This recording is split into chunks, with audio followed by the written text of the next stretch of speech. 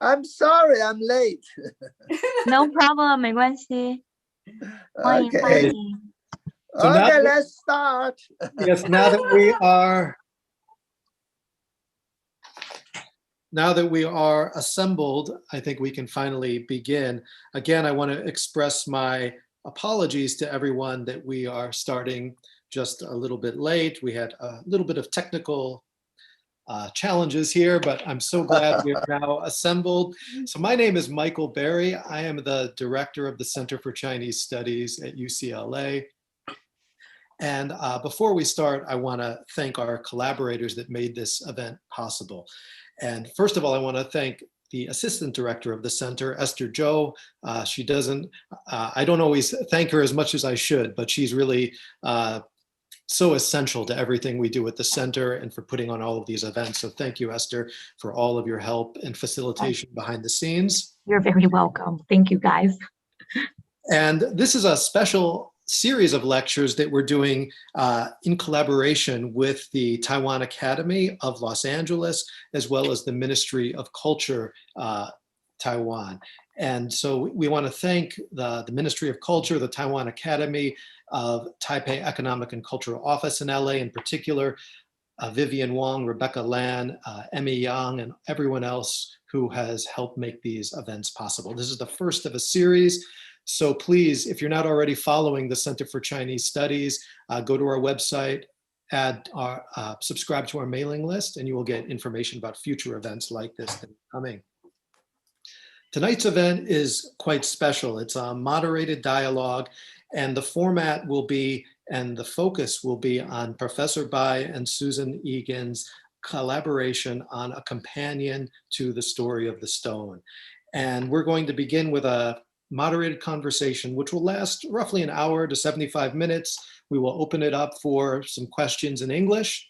And then we're going to take a very short, maybe 5-minute break and reconvene and have a Chinese language session where we'll give our Chinese viewers a chance to ask questions to Professor Pai and Susan Egan in Chinese. And so there is a Q&A module at the bottom of your screen. You can type your questions there at any time during the event. We are live streaming it on Clubhouse as well as on YouTube and Facebook. So there's a lot of different platforms where you can tune in.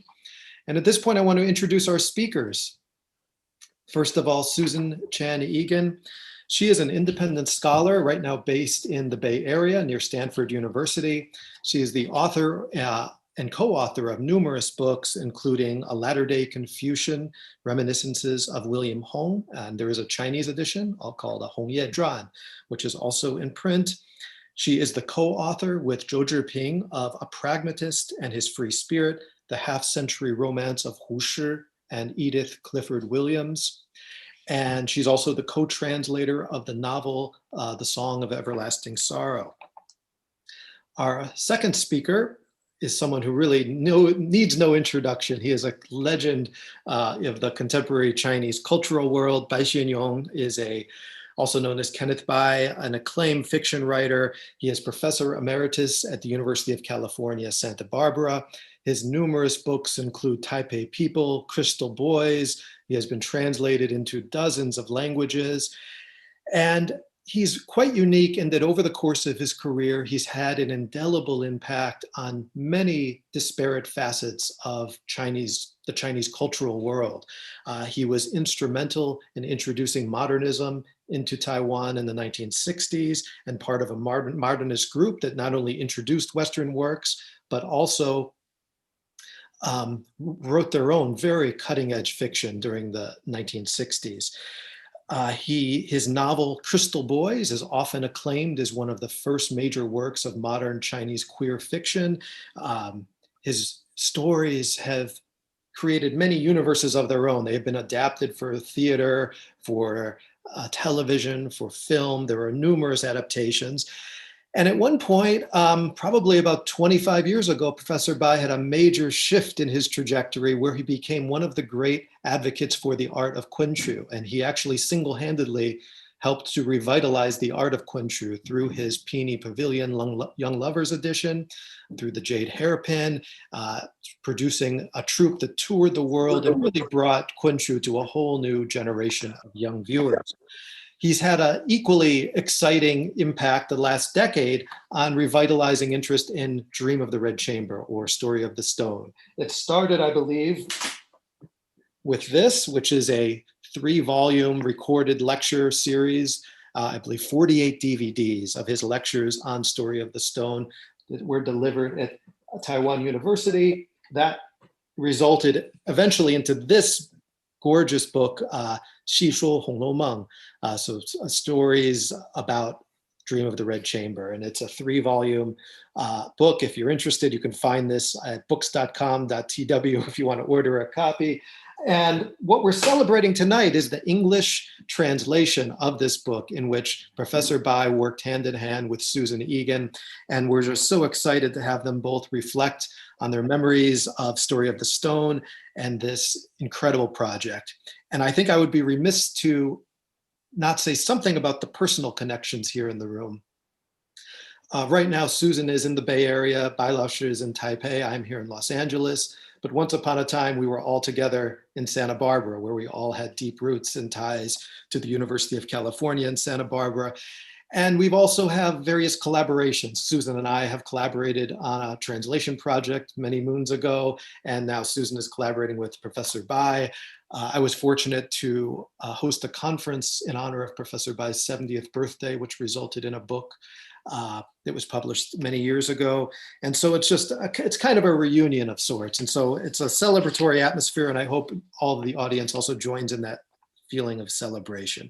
And so I'm going to switch gears now, and we're going to move to our dialogue portion. And my first question is really going back to the very beginning for Professor Bai. When did you first encounter Honglou Meng? When did that novel come into your life, and what impact did it have on you when you first read this book? I think it came in this rather strange way. I was around, I think it's 6 or 7 years old, when I was in China, in Chongqing, to be exact. It was during the wartime, a war with Japanese. And the cigarette companies in those days, they put out, the colorful cards printed with the characters of Honglou Meng, like Jia Baoyu, Lin Daiyu, Xue Baocai, Wang Xifeng, etc. And my girl cousins, older girl cousins, they collected these cards, and they would tell stories about the characters, Bao Yu and Lin Daiyu, the love triangle between them and this. But I was mesmerized, of course, and I remember vividly. They talked about the terrible death of Wang Xifeng, how she was haunted by the ghost of Jia Rui and You Ejie, whom she has driven to declare death. So they talk about it in a hushed voice. I was scared. The ghost story. At first I thought Honglou Meng was a ghost story.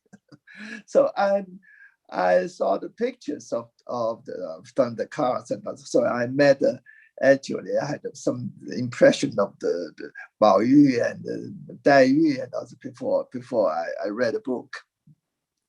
So later on, we moved to Shanghai, and I came down with TB. I was contracted with TB, tuberculosis, and I was separated. So I listened to the radio all the time. So at that time, there was a dramatization of Honglou Meng over the radio. So I learned about the characters. I learned about the plot of the book before I approached the novel itself. So when I when I started reading the book when I was in high school, there was something else. Thank you. I want to kind of get into how your interpretation of the novel changed over time. But first, I want to just move to Susan for a moment and ask, you grew up as an overseas Chinese in the Philippines. Was Honglou Meng also part of your cultural education as a child? Yes, actually, indeed. My sister told me that my pawpaw, my maternal grandmother, was so interested in Honglou Meng. She read it again and again. She went blind because of Honglou Meng. I didn't know that until I told my sister I'm working on the novel. I said, oh, don't you know? Pawpaw went blind because she was reading the Honglou Meng that much. But anyway, I first read the novel in Chinese when I checked it out of a high school library. All I was interested at that point was the love relationship between Jia Baoyu and his two girl cousins, Tai Yu and Bao Chai. He is in love with Tai Yu, but then he's tricked into marrying Bao Chai. And I skipped over much of the rest of the novel, but I could totally relate to the Jia clan at that point because my parents, my sisters, and I were living with my grandmother, 4 aunts, 2 uncles, a couple of cousins, and several servants. And my grandmother, who was widowed, ruled the roost just like grandmother Jia. Two of my aunts married men whose father have concubines, and I understood very early on the complications of a large household. I did not read the Honglou Meng from the beginning to the end until all 5 of the English translation came out in 1986. And Ron, my husband, who was teaching at Harvard, teaching Chinese literature at Harvard, bought a whole set. I was enchanted, but there were lots in the novel that did not quite make sense to me. So when Professor Pai told me that his Honglou Meng lectures at Taiwan University was available online, I watched the series with the English translation right in front of me and felt I finally understood the novel.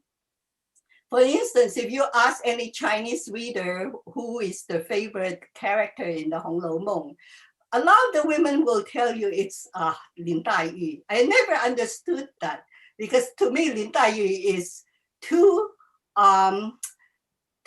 sensitive and snooty. Professor Pai explained that Tai Yu is super sensitive because she is profoundly insecure. As an orphan, she had to rely on the goodwill of her wealthy relative. And even though she is in love with Jia Baoyu, at that time, marriages in pre-modern China were arranged by the family elders, and she had no one to speak up for her. And in the eyes of grandmother Jia, it would have been reckless to marry Jia Baoyu to Tai Yu, because whoever married Jia Baoyu will have to preside over a household of several hundred people. And Tai Yu is temperamentally unsuitable for that role, whereas Bao Chai is perfectly suited. So until Professor Pai explained all this in his lectures, there were large chunks of the novels that didn't make sense to me, that were mystifying. It's like someone turning on the light. Thank you. So Susan, you just talked about how your understanding of the novel changed over time. Bai Laoshi, you mentioned earlier how you were first encountered the novel as a very young boy. How has your understanding of the novel transformed over all of these decades, over a lifetime? I know you taught the novel at UCSB. Of course, you delivered this monumental series of lectures at Taiwan University, but in what ways has your understanding of this book changed your life, and how has your understanding of the book changed over all of these years? Well, just like all the young readers, when I first read the novel, I was in high school, and attracted me just a love triangle between Bao Yu and his two beautiful cousins, Lin Daiyu and Xue Baocai. At that time, I stood firmly by Lin Daiyu. So a talented spiritual beauty, so talented with poetry, things like that. And so I was rather prejudiced against Bao Cai, simply because she was chosen to be Bao Yu's wife by grandmother Jia over Lin Daiyu. So later, I learned to appreciate the character of Bao Cai much better. Actually, I think Cao Hsien-yung has created such a marvelous character in the person of Xue Baocai. She was created just like a he's a Confucian ideal woman. She's sensible and worldly wise, and also extremely talented. She knows just about everything, painting, poetry, medicine, Confucian classics. No wonder grandmother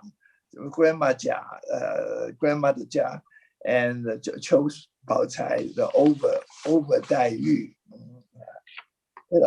As Bao Yu's wife, she is to take upon herself the insurmountable task of holding the Yongguofu together.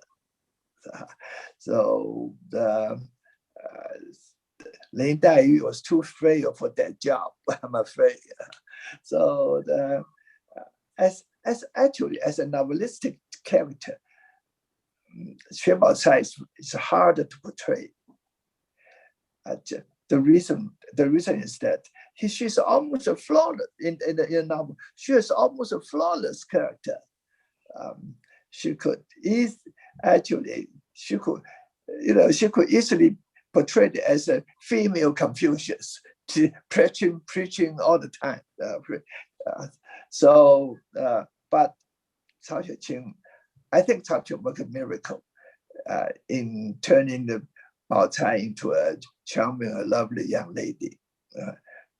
I give him credit of points such as straight character, as the Bao Cai, and yet you can still admire her. So, and by and by, I was attracted again to the realistic portrayal of the aristocratic household in the 18th century during the Qianlong's reign. I think the novel is full of minute details of the architecture, the garden, the beautiful costumes the girls wear, and of course the delicate cuisines they enjoy. Of course, the parties, the festivities, all this gives you such a let's say like I think it's like an encyclopedia of the aristocratic household in the 18th century. But when I by and by, the novel has gone big and bigger on me. So as I dig it deeper into the book, a whole mysterious universe opened up to me. Actually, the mysterious universe above the realistic level, with its the land of illusion, with its goddess of disillusionment. 警幻仙姑, overseeing the fates of the human characters below, and also the mysterious realm of the divine figures of the Buddhist monks and the Taoist monks, Taoist priests, and ultimately, of course, the goddess of creation, Nuwa, at the very beginning of the novel, who has created the magical stone, which later turns into the protagonist, the Jia Baoyu. Actually, when you read deeper into the novel, actually it's a heavily symbolic novel,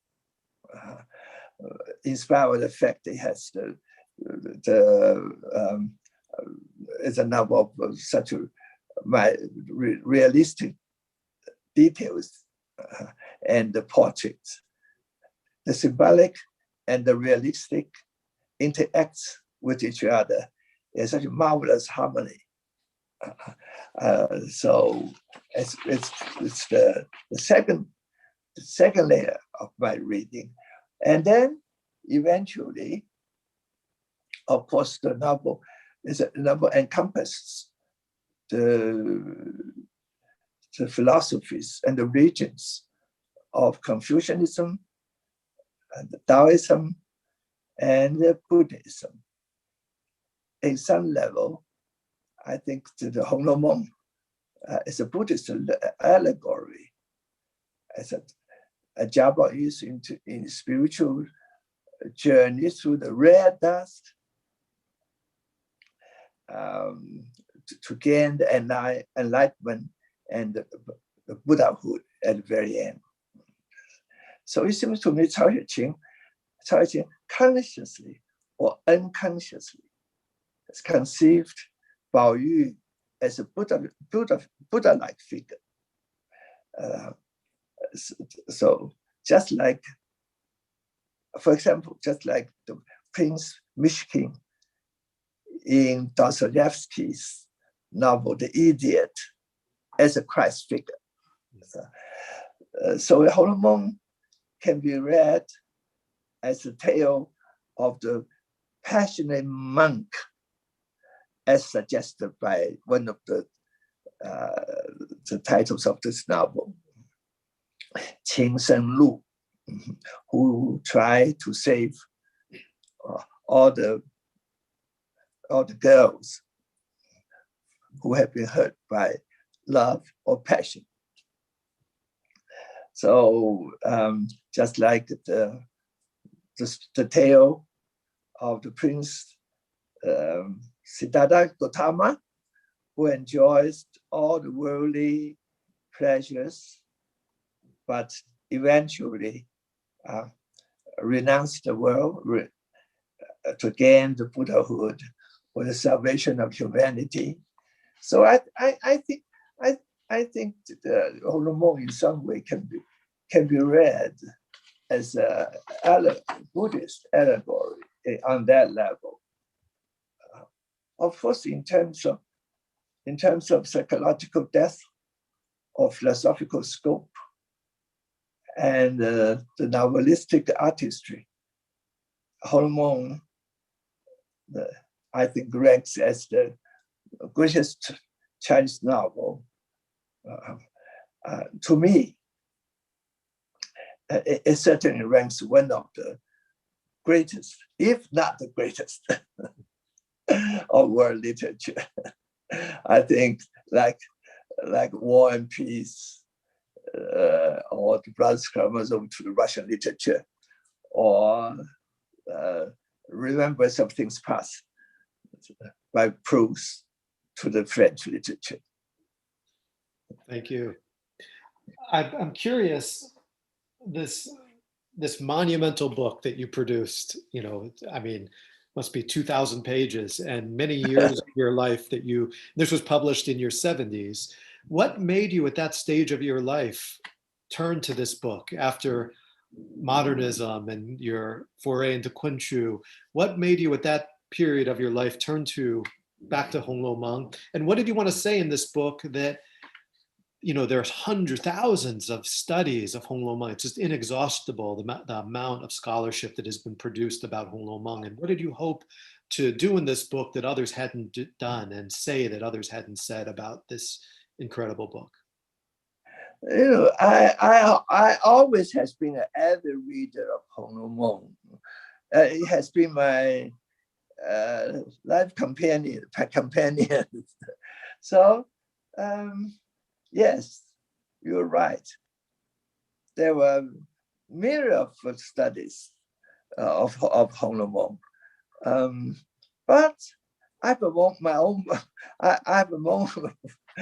own point of view of it. I have something to say about it because I've been reading my whole life. I think strictly from a writer's point of view, because wow, what makes the book so great? So I, as a reader,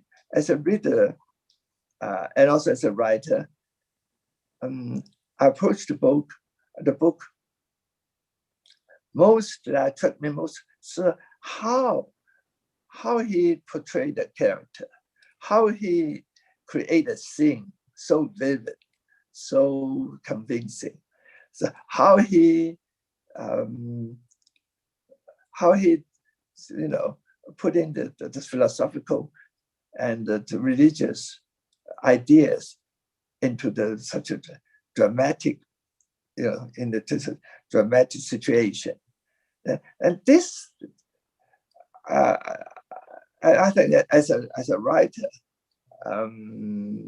the writing techniques of this great novel attract me most. So I learned a lot from that. So other studies, they will study the background, the life of the Cao family, or so some from the Marxist interpretation, the class struggle in the book, the feudalism in the book, or whatever. So, but for me, I think it's more of strictly as a great novel that attracts me most. Thank you. I wanted to turn back to Susan, because you had your own incredible challenge when you started collaborating with Professor Pai on this. I just showed you what physically the book looks like. It's massive, and you were able to distill it and work through it and kind of restructure it and kind of walk us through that process and how you would approach such an expansive narrative and make it more accessible to English language readers, and what you brought to the project in its kind of new conception of the book that is forthcoming with Columbia University Press.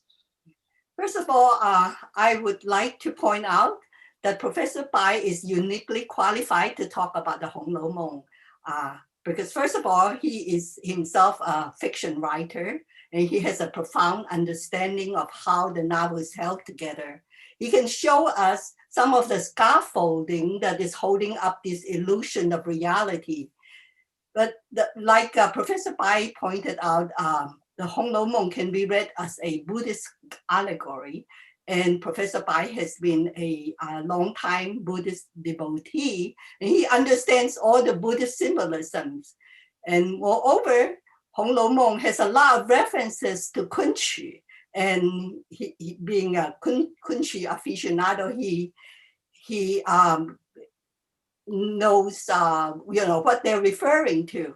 And lastly, Professor Pai has been a longtime advocate of gay rights, and homosexuality in the Honglou Meng, which turned off a lot of people, doesn't bother him. And so he is in a position to point out many themes and motifs in the novel that others might have missed. Well, the Honglou Meng has so many subplots.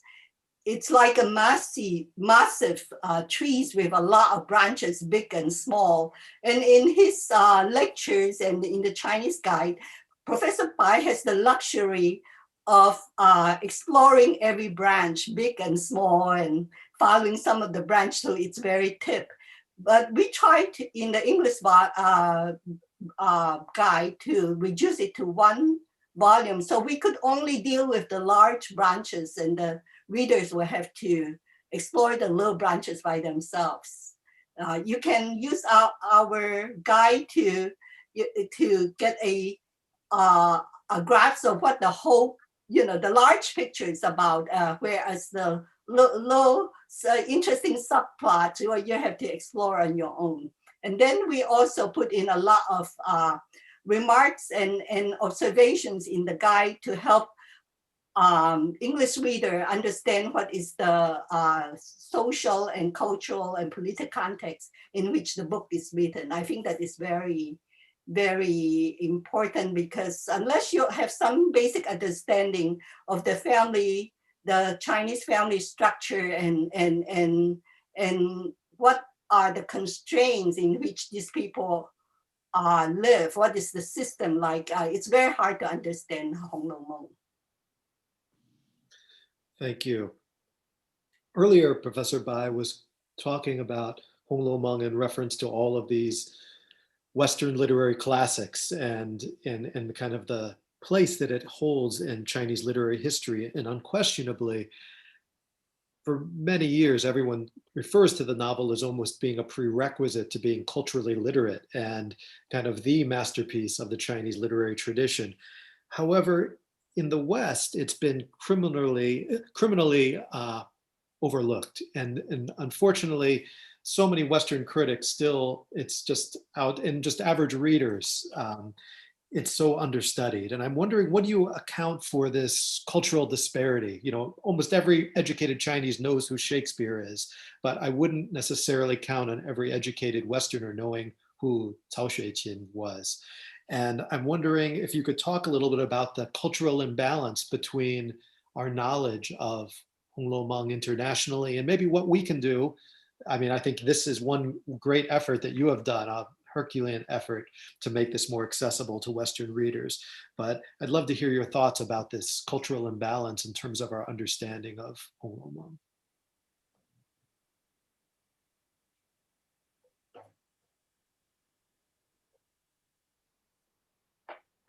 Professor Bai, would you like to answer that? Well, I will just say a few words, and then please you go ahead. Okay, I will say a few words. I think the stumbling block for Western readers when approaching this book is that the hundreds of names, the Chinese names, especially when Chinese are Romanized. The Romanized Chinese names, because we have in the book with 40 or close to 40 main characters, and also almost 400 minor characters, and I think that too many people. It's very confusing, and also the Romanized names of the Chinese names. I think it's a problem. You see, Lin Daiyu in Chinese is a black jay. Black jay, Daiyu is black jay. It's the most precious kind of jay. There's a black jay. So it means a lot in China, in Chinese. But the Daiyu in English doesn't mean anything. Doesn't mean anything. So it's hard to remember. Of course, the Hawks Mingford translation, they translate many of the female names, like the maids and the actresses. They're in English translation, but he romanized. They romanized the main characters like Jia Baoyu, Lin Daiyu, Xue Baocai. I think especially Wang Xifeng. I think I must prefer C.C. Wang's translation of Wang Xifeng as Phoenix. Phoenix. So, for the Western readers, the Phoenix in the Western mythology has a very fierce, fierce image, which is very suitable to Wang Xifeng's character, I think. But you say Xifeng or Wang Xifeng in the Romanized form, it doesn't mean anything. And XI, XI, XI is hard to pronounce. Xifeng is father. I think that's one problem. And the other problems of the family relations, too complicated in family relations. We have we have cousins from the father's side, and cousins from the mother's side. We have different names for different relationships. But for the Western families, one cousin includes all. Includes all. So I think the Western will be hard for the Western to understand why Lin Daiyu is closer as a family relation, as closer to Jia Baoyu than Xue Baocai, also a cousin, because Lin Daiyu's mother bears the name of the Jia family, and Xue Baocai's mother doesn't. She doesn't bear the same name. So the cousin's mother, who bears the name of the family, is closer to Baoyu. I think this will be, hard for the American reader or Western reader to understand. I think Susan, you have more to say. Why? Yes, Susan, Well, jump in. Yeah. Well, Honglou Meng is really a novel. First of all, it's exceedingly long, right? It's in the English translation, it comes out in 5 volumes, or a total of 2,300 pages, not including introduction by the translator and so forth. It's a novel written to be reread, and every time you read it, it's supposed to come into sharper focus. But how many people today, even Chinese, are willing to spend their time reading and rereading a novel? Because there are some episodes in, let's say, in chapter 7 that you don't understand until chapter 78. So you say, oh, that's why this is important. So every time you read it, it comes into more focus. Mao Zedong is a fan of the novel. He claimed that he read it for 5 times. And he said everybody should read it 5 times. So, but I don't think most people today are willing to read a novel 5 times. And even Chinese are happy to have a guide, because with a guide, then you can understand some of the connection and not having to wait until 50 chapters later to know, why this is important. And so in our guide, it's very, very succinct summary. For each chapter, we have a succinct summary of what happened in the chapter. And then we have comments of, helping you to understand how this person is related to the other person, and what happened in this chapter is related to what happened afterwards. Anyway, I hope our guide will help people read the novel without having to, without too many confusing things going on. Our guide is conceived so that you don't have to read all 120 chapters at once. You can look at the guide, browse through it, and decide which chapters you want to read first. That might sound interesting. So you read those chapters first, and then you can decide whether you want to read more. I think it will help people navigate the novel. I think I would like to add. Index. You can I'm sorry. look up the index and say, now, where does this person fit in? And you can look it up to see how he's related to the other person in case you want to know more. Can I add something to it? Yes.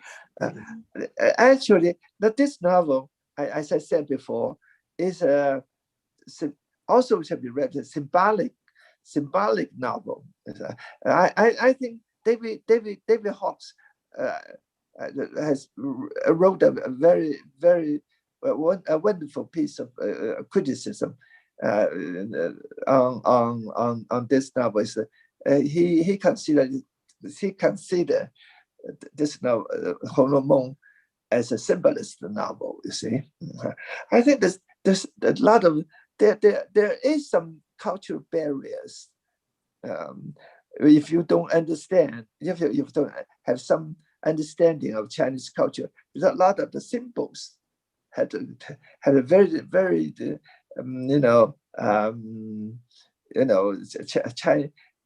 very Chinese meaning behind this, like the color red.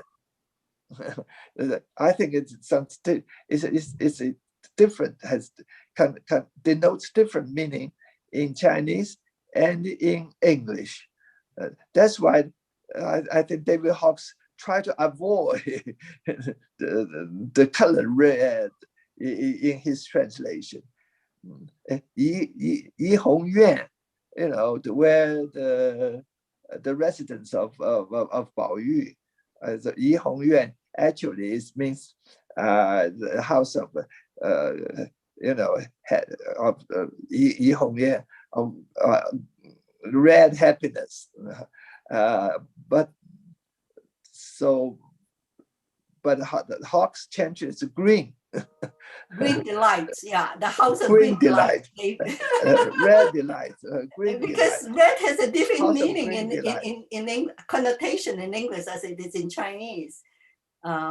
But David Hawkes, let me just say this, David Hawkes quit his job as professor at Oxford to devote 10 years of his life translating this novel. He only completed 80 chapters, and then his student and eventual son-in-law, John Minford, completed the last 40 chapters. So this is the kind of devotion that this novel inspires in people.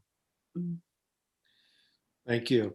I'm just going to pause for a minute because I see our participant numbers are always fluctuating. There are people coming and going. We have nearly 400 people on Zoom and another at least 300 people streaming online. So if you're joining late, we are here with Professor Pai Hsien-yung and Susan Chan Egan talking about their new collaboration on Dream of the Red Chamber, aka Story of the Stone.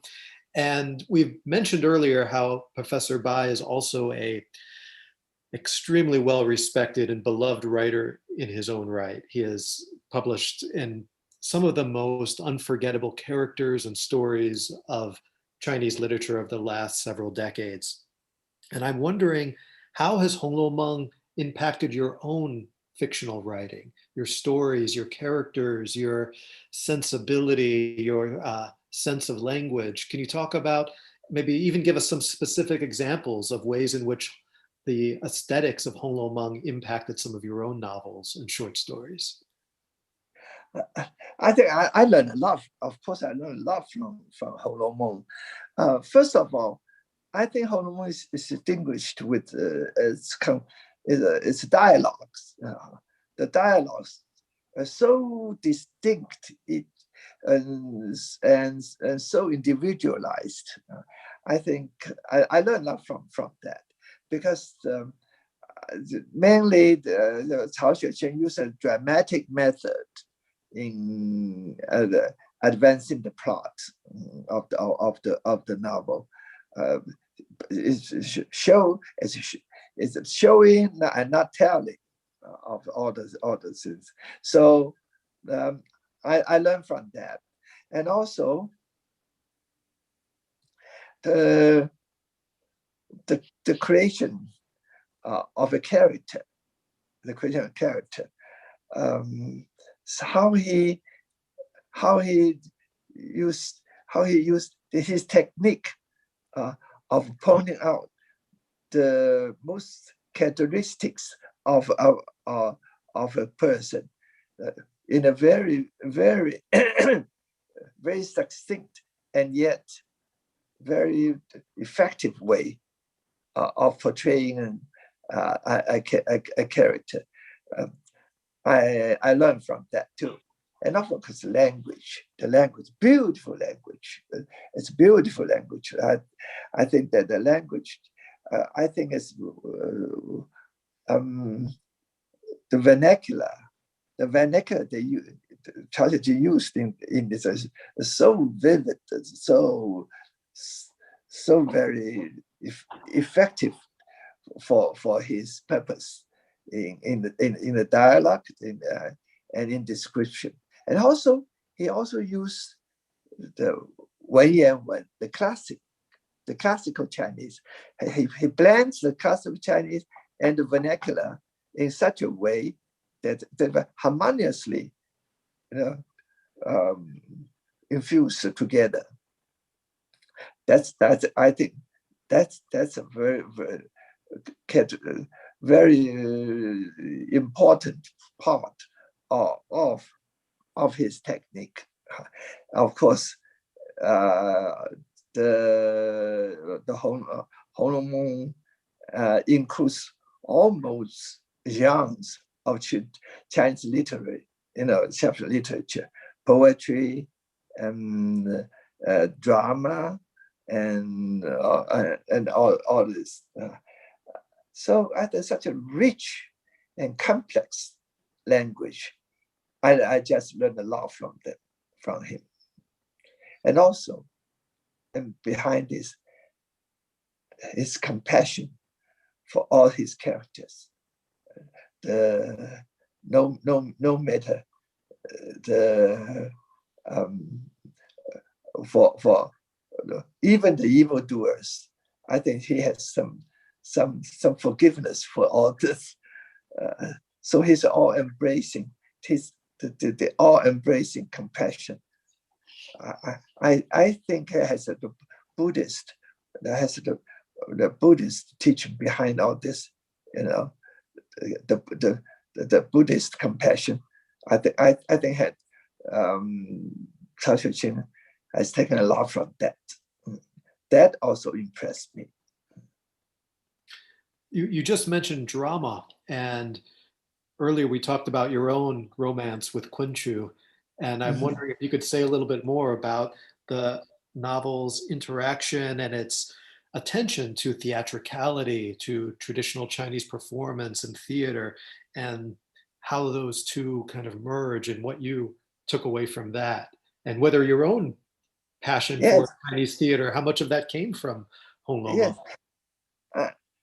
I think Pai Hsien-yung has been deeply influenced by Chinese theater. He grew up in a family.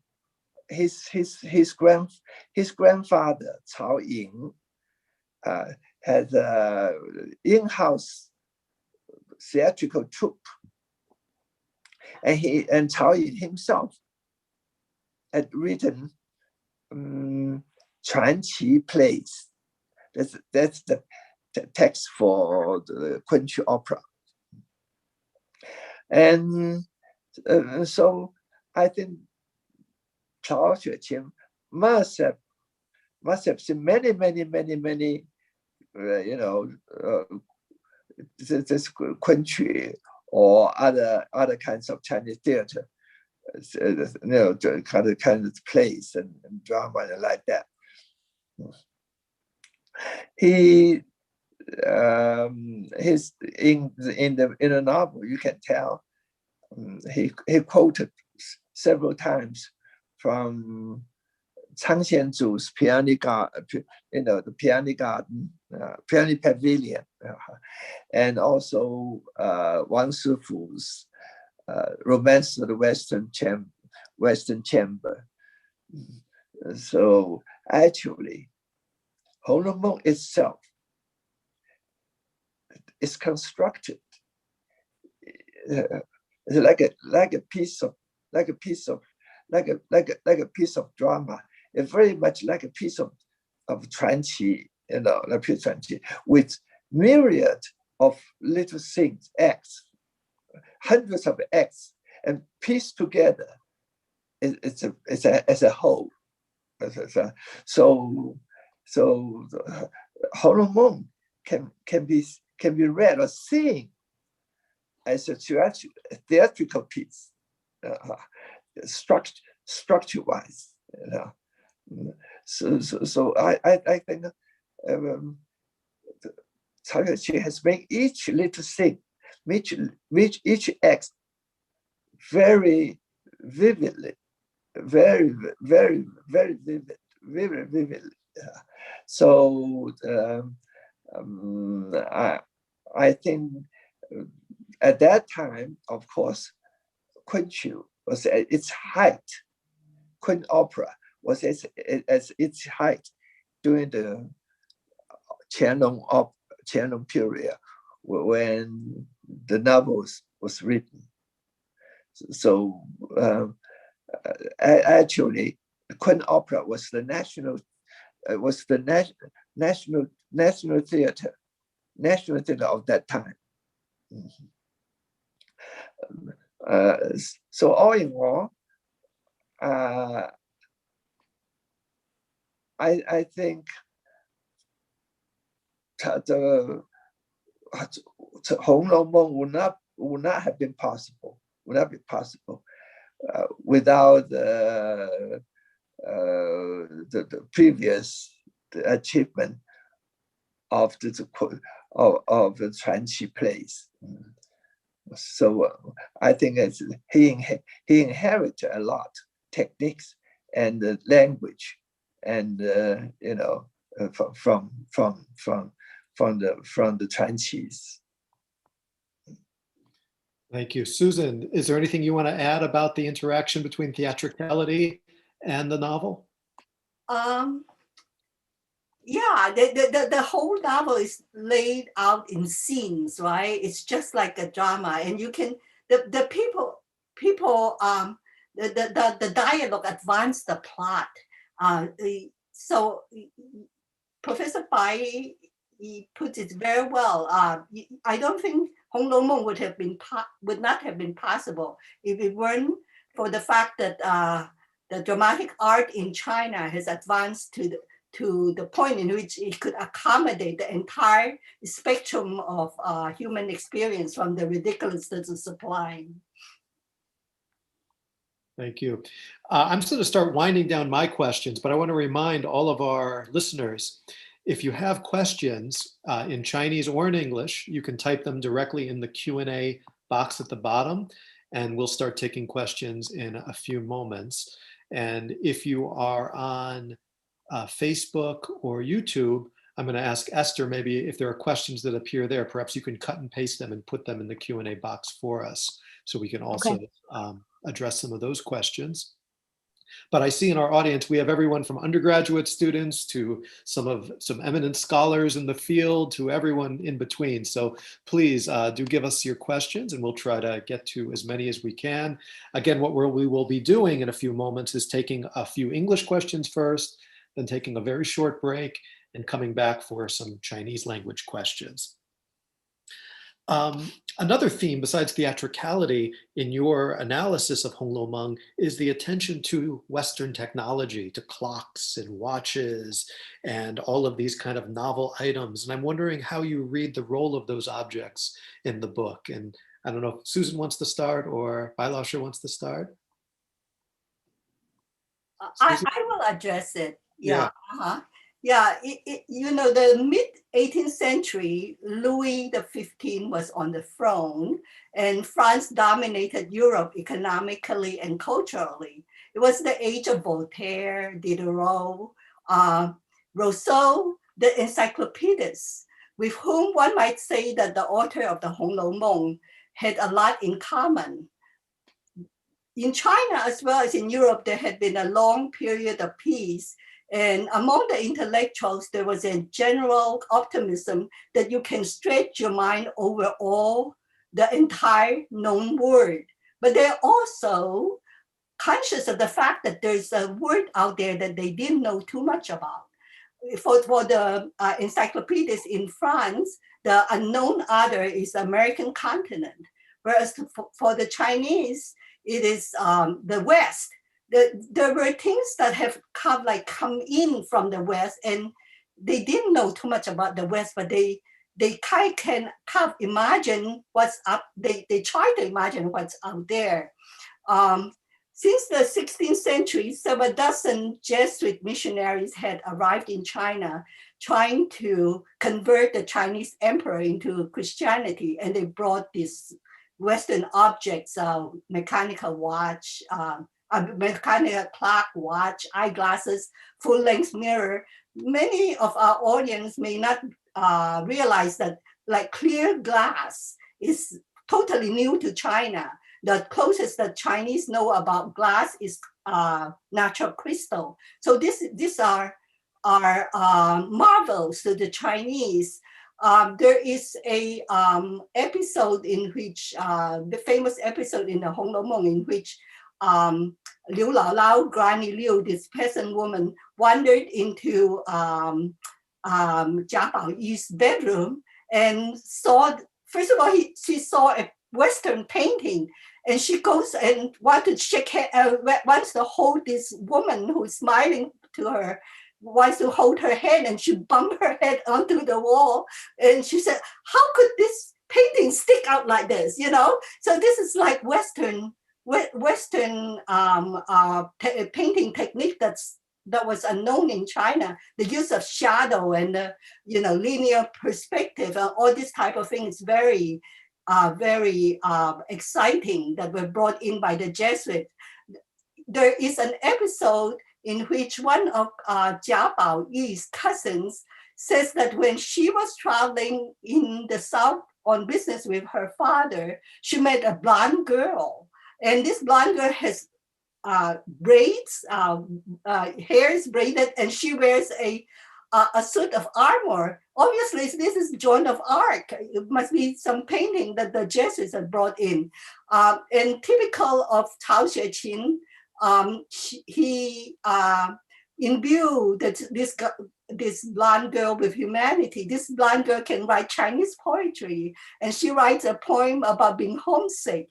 So this is part of Cao Xueqin's word. And when he writes about his word, he writes about architecture, medicine, music, religious ritual, exorcism. He incorporates all this into his novel, and the Western objects part of his word, and he incorporates it in them, these objects in his novel. So in a way, he is a encyclopedist, even though he didn't know such a group of people existed on the other side of the globe. I think that's very interesting. Thank you, Susan. Anything you want to add to that, Bai Laoshi? Yeah, don't forget that Bao Yu's sister, Yuan Chun, the Cardinal Spring, Yuan Chun is married to the emperor, is the empress, his empress consort. The many countries will come to, at that time, will come to China and to give the emperor as the gifts as a tributes. So I think that the Cao family, I think the Cao family and also the Jia, in the novel, the Jia family, the emperor will give these gifts, clocks and mirror and other Western gadgets to the Jia family, to Jia family. I think that's the imperial the connection with the court, that you will find so many Western, things in the novel. I think that's very, very important connection. Right, because Cao Xueqing's grandfather, we didn't mention that Cao Xueqing's grandfather, Cao Ying, was a childhood playmate of the Kangxi Emperor. And Kangxi Emperor made him a textile commissioner in the south, and everybody knew that Cao Ying was Kangxi's spy. So he became very rich. So there, when after Kangxi died, however, Kangxi's successor confiscated the properties of the Cao family, and this happened when Cao Xueqing himself was about 13. So there's all these memories of the connection with the court. You know, he was already 13 when this happened, and even after that, of course, he had. He knew a lot of people in Beijing who have access to all this stuff, even though he himself became very poor. He made his living as a painter while he's working on the Honglou Meng. And besides, you see, since you mentioned Cao Ying, Cao Xueqing's grandmother, Lady Sun, actually was the witness of Emperor Kangxi. You see how very closely this family, the Cao family, to the Emperor Kangxi. Kangxi had, really, Kangxi had granted great favors to the Cao family. Thank you. I'm going to ask one more quick question, and then we're going to go to some audience inquiries. What do you each think the single most misunderstood aspect of Honglou Meng is? Please read again. Yeah, what aspect of the novel do you think is most misunderstood? Oh, it seems to me. It depends. It depends. During the Great Cultural Revolution, during the Great Cultural Revolution, Mao Zedong praised Lin Daiyu as a revolutionary rebel. This frail and willowy, sensitive, spiritual girl. I can't think of her as a revolutionary rebel. I think, of course, this is strictly a Marxist interpretation. Well, I think also in his commentary, Professor Pai points out that Wang Xifeng is often misunderstood, and Guanyin Liu is also often misunderstood. You think of Wang Xifeng as this very manipulative dragon lady, but in fact, Bai Laoshi points out that she's the most fully drawn, fully realized character in the whole novel. She is a tragic figure, this beautiful woman who is so amusing, so smart, ended up destroying herself because she's so she wants so much to win in every case. She saw through all the men and she manipulated all the women. In the end, she became haunted by all these terrible things that she did to other people. She's sympathetic in a way also. You are led to be sympathetic to her because she's vulnerable as a wife and as a mother, and you can relate to her even though you hate her for a lot of the things that she does.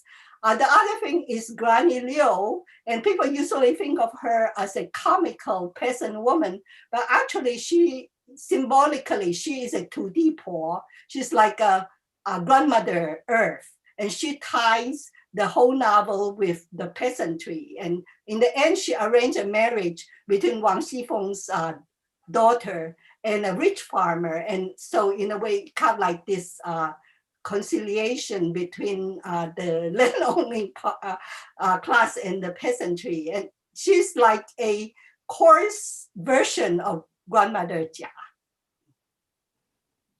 Thank you. So let's turn to some audience questions. We'll begin with Harry Lee. Harry asked, why is Honglou Meng translated as the story of the stone in some versions? Of course, this relates to the other title of the book, Shi Tou Ji.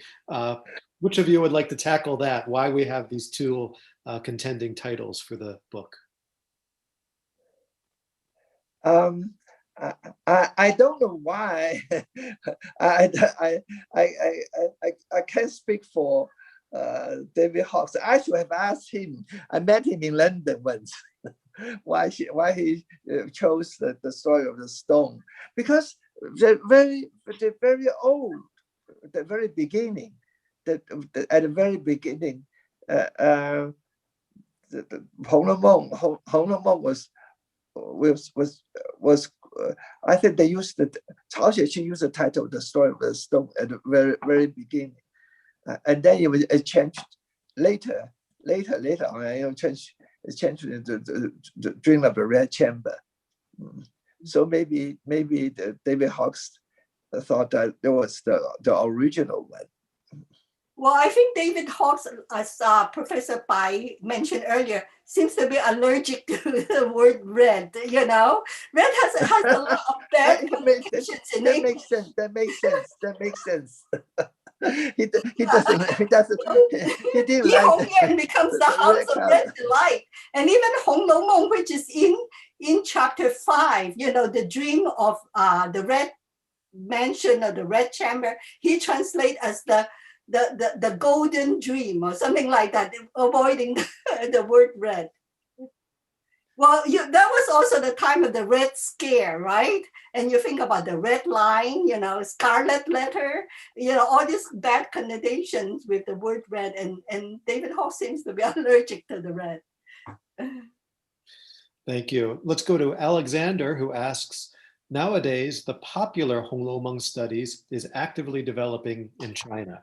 For example, on WeChat, Weibo, a lot of people write about material that is disputable in terms of its quality and reliability. Do you think that such projects do more harm than benefit? Are they needed? I think the person is asking about the last 40 chapters, right? Because that's controversial. It sounds like they're asking about these kind of bagua type accounts and kind of amateur literary criticism that you see just on social media that might not have stringent academic quality and be, you know, peer reviewed, but it's just people typing all kinds of things on social media. And do you think those kinds of narratives about the novel help it or hurt it? I don't think it helped it or nor it hurt it at all. I think no one can surpass Cao Xueqin. To me, the last 40 chapters is written by Cao Xueqin, maybe in an improved form, so unfinished form. But it's written by Cao Xueqin. I don't think anybody can surpass that. Well, of course, because the question, the authorship of the Honglou Meng, they thought they could be, one of the co-author of the Cao Xueqin. Thank you. Yeah, and it reminds us that especially for our undergraduate students that are listening, always go back to the source text. You know, I think that, and actually, besides publishing his criticism of the novel or his reader, Professor Bai also published this. I don't know if you can see this, but this is a new annotated edition of the novel. And so I think alongside his work in providing his interpretation of this book, he also made sure to provide access to the most, Professor Bai, I guess, thought was the most authoritative edition, and make it sure that it was in print and available to Chinese readers. I want to say that it's wonderful that Honglou Meng becomes so real to people that they argue over it, they fight over it, they imagine things, and who would you rather be? Would you rather be Bao Cai or Tai Yu or Xiang Yun? I think it's wonderful that it becomes like a common frame of reference for Chinese of all different backgrounds. I think that's wonderful. So this is a practical question for Susan from Sue Fan, and she's asking, how do you suggest we use your book as a guide to Story of the Stone? Well, I think that you could browse through the guide and decide whether you want to read the whole thing from the first chapter to the chapter 120, which would take you at least a few months. Or you can pick out a few chapters and say, oh, okay, I want to read chapter 46 to 49, and then you can find out, if you only read in English, then you get the Hawkes and Minford translation, and get that volume and read those chapters, and then you decide whether you want to go on.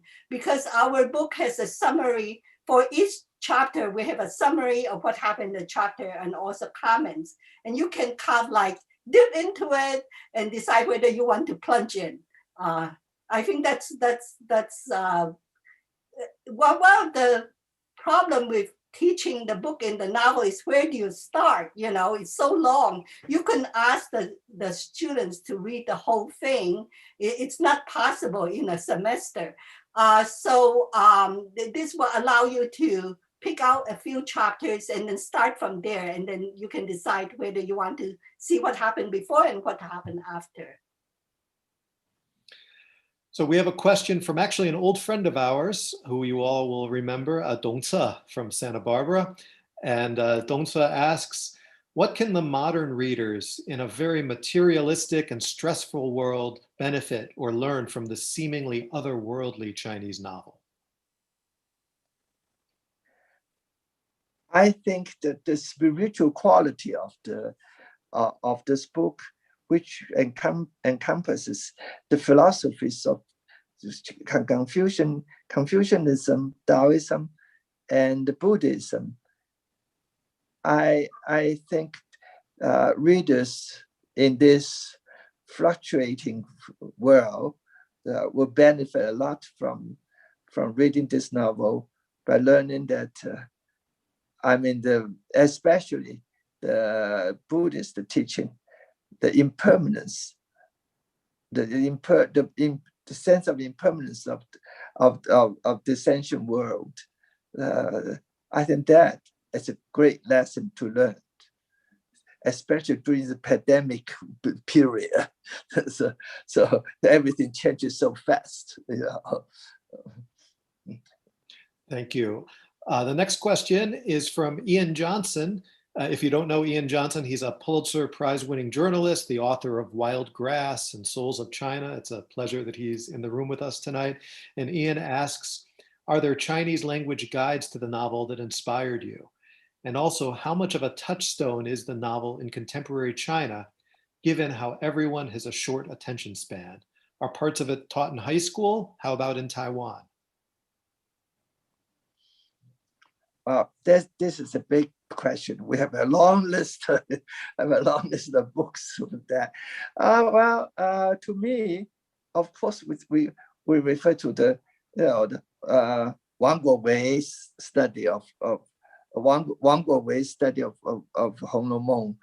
That's that's what, and Lin Yutang studies Wang Guowei says. Hu Shi, I'm not so sure, because I disagree with him about the last 40 chapters, the authorship of the last 40 chapters. Hu Shi insisted that the last 4 chapters were written by Gao E. I disagree with him. And that's all I can think of. You just mentioned the final chapter is written by Gao E, and we actually had a question specifically about that from David Evsif, who is asking about those final 40 chapters. From what I read, this issue was long settled by Redologists in China and Taiwan. And do you talk about that in your book? And how do you address that whole controversy about the final 40 chapters? Okay. Now, I can think of a masterpiece of a novel, which have been written by more than one writer, more than one author. I think War and Peace couldn't be written by two one or more than one author, more than one Tolstoy. So in the preface of the 1791 edition of Honglou Meng, printed out by Chen Weiyuan and Gao E. In the preface, they mentioned that they found the last 40 chapters from the collectors and from some from some other collectors. So I think Hu didn't believe him, didn't believe their words. So but Hu couldn't find any evidence against it. So I think the last 40 chapters couldn't be written by a different author, because the first 80 chapters has set us so branch out, so many subplots and all this. It's almost impossible for a different author to hold up, to make it as a whole. I do believe that an unfinished manuscript of the last 40 chapters existed by Pai Hsien-yung himself at that time. The reason why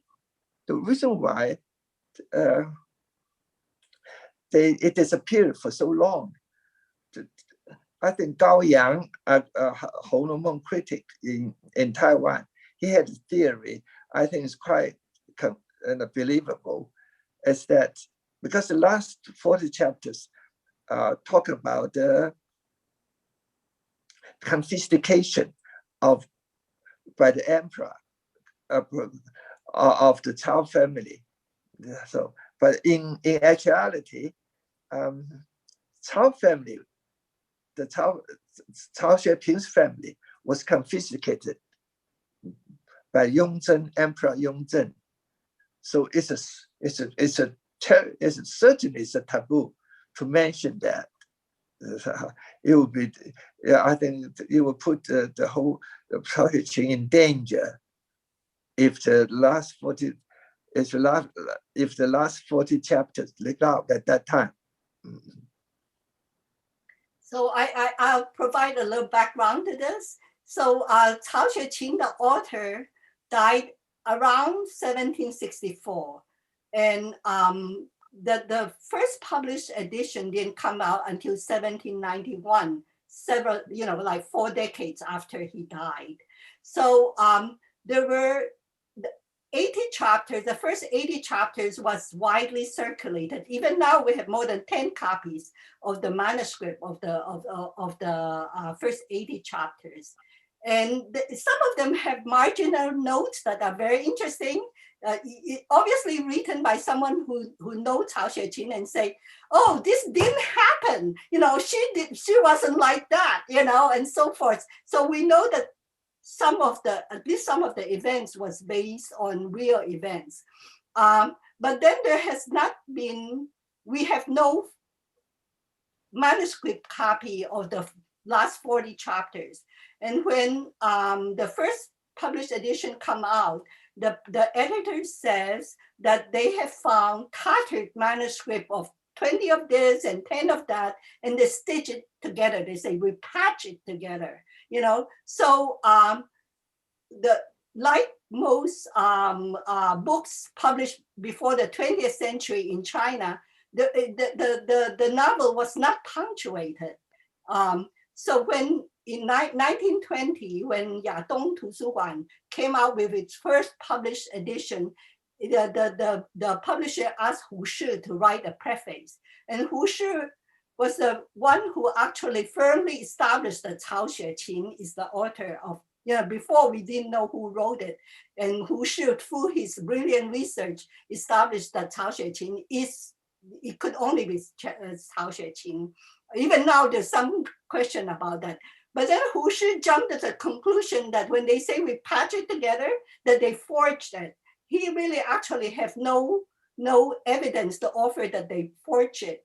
But Hu Shi is such a revered figure that many people follow him in dismissing that the last 40 chapters is forged.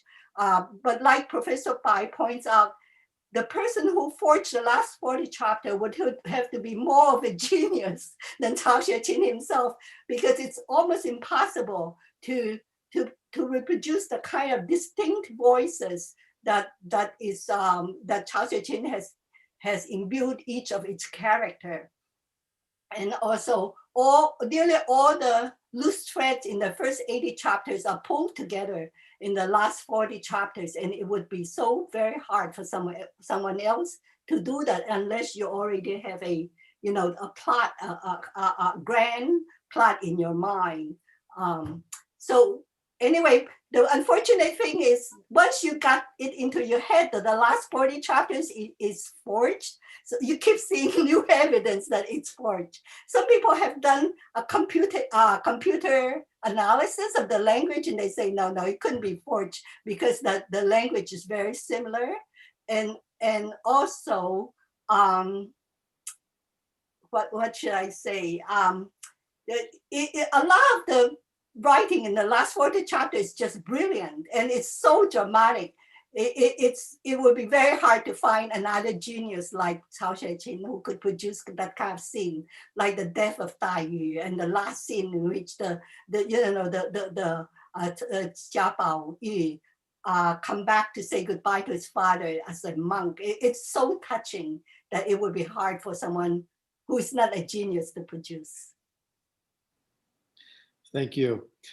I'm going to distill a couple questions together because there's quite a few questions, surprisingly, about philosophy.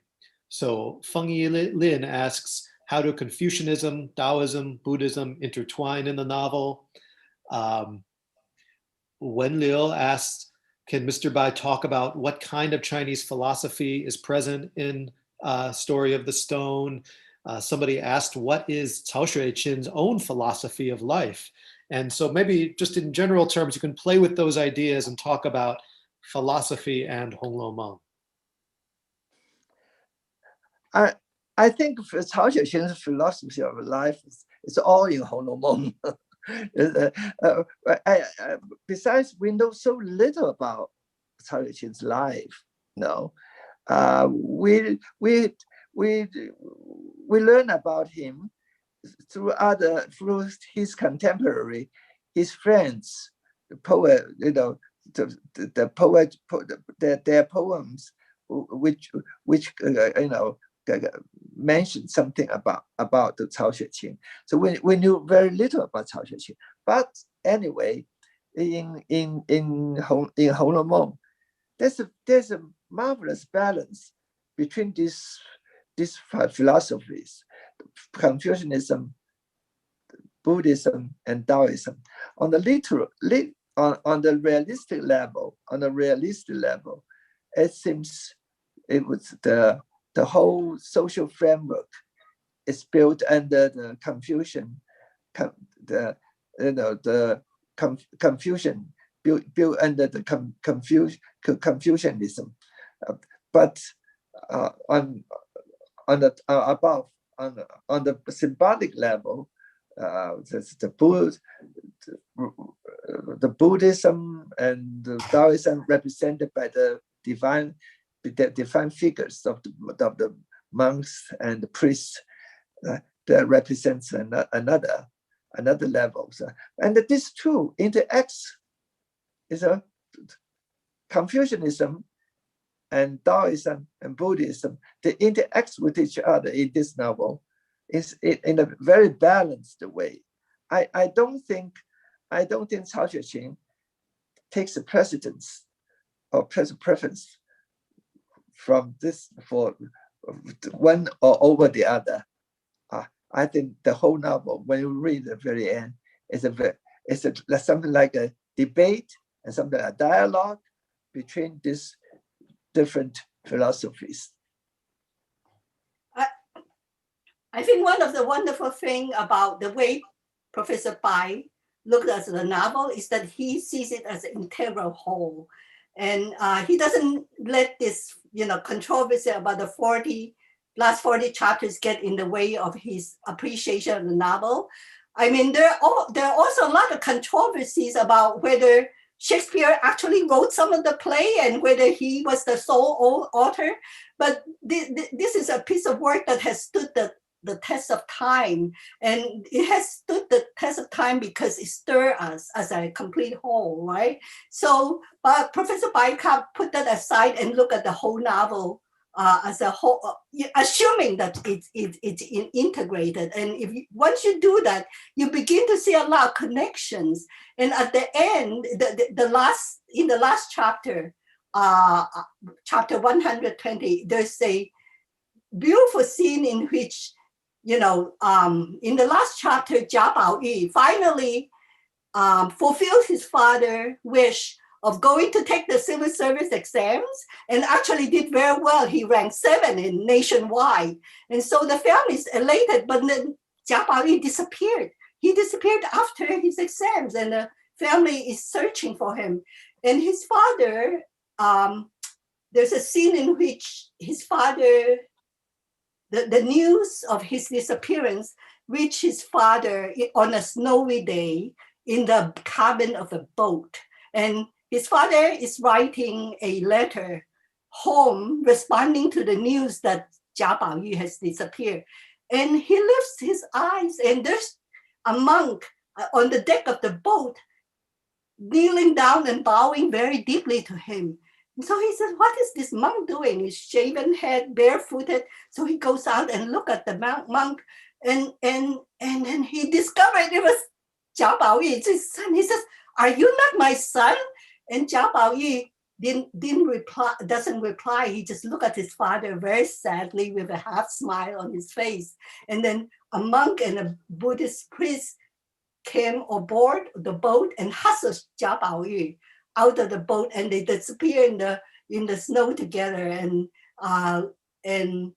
it's at this point that Jia Zheng, the father, realized that the son doesn't belong to him. He's a being from a higher realm. And so symbolically, Confucianism in the person of Jia Zheng is reconciled to Buddhism and Taoism. During the whole entire novel, Jia Zheng, the father, despises his son, and he's always in loggerhead with his son. So at the end, there's some kind of reconciliation, with Confucianism, recognizing that there's a place for Buddhism and Taoism, and Jia Baoyu coming back to pay his respect to his father, who has, who gave him his life. So that's I think a wonderful way to put the different philosophy in perspective. Thank you, Susan. Let's do one more English question, and then we'll take a short break and come back for a little Chinese forum. And this is from Luisa, who writes, as a Brazilian who studies gender and economics, my impression is that my Western contemporary views of gender and class frequently prevent me from understanding certain aspects of the book. Do you have any comments on how to think of gender within the novel without imposing my own Western views? How do I strip away Western prejudice about gender when reading Honglou Meng? I think one thing stands out in the novel is that the high respect for the female characters. I think it's more than any other. It's more than any other novels in China, written before in China. That's one thing. One of my friends, who is also a very sensitive reader of the Honglou, he said, don't forget, in the very ancient times in the Chinese society, with a matriarchal society, you see. So so this in Honglou, this matriarchal society seems to reappeared in this novel. So grandmother Jia has also been translated as the matriarch. So I think the female characters, I think, are most impressive in this novel. And also, Pai Hsien-yung has a very tolerant attitude toward sexuality, whether it's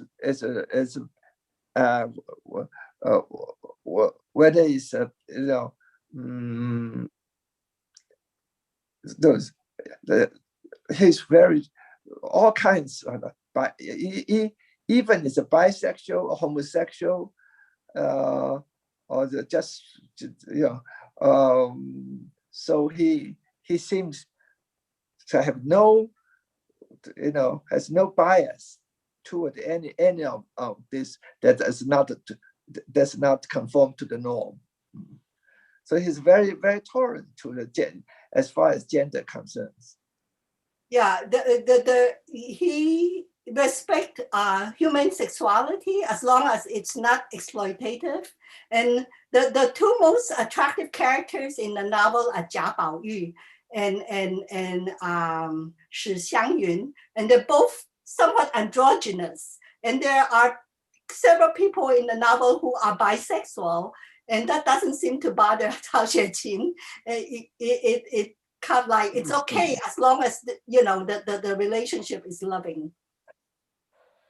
Yeah, I said that was the last English question, but this is a follow-up related from multiple people. We have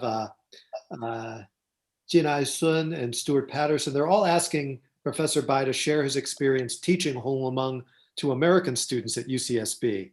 And this is also related to those misconceptions about gender, about kind of the cultural bridge between these two cultures. Is there anything you want to share about teaching Honglou during your UCSB years, Professor Bai?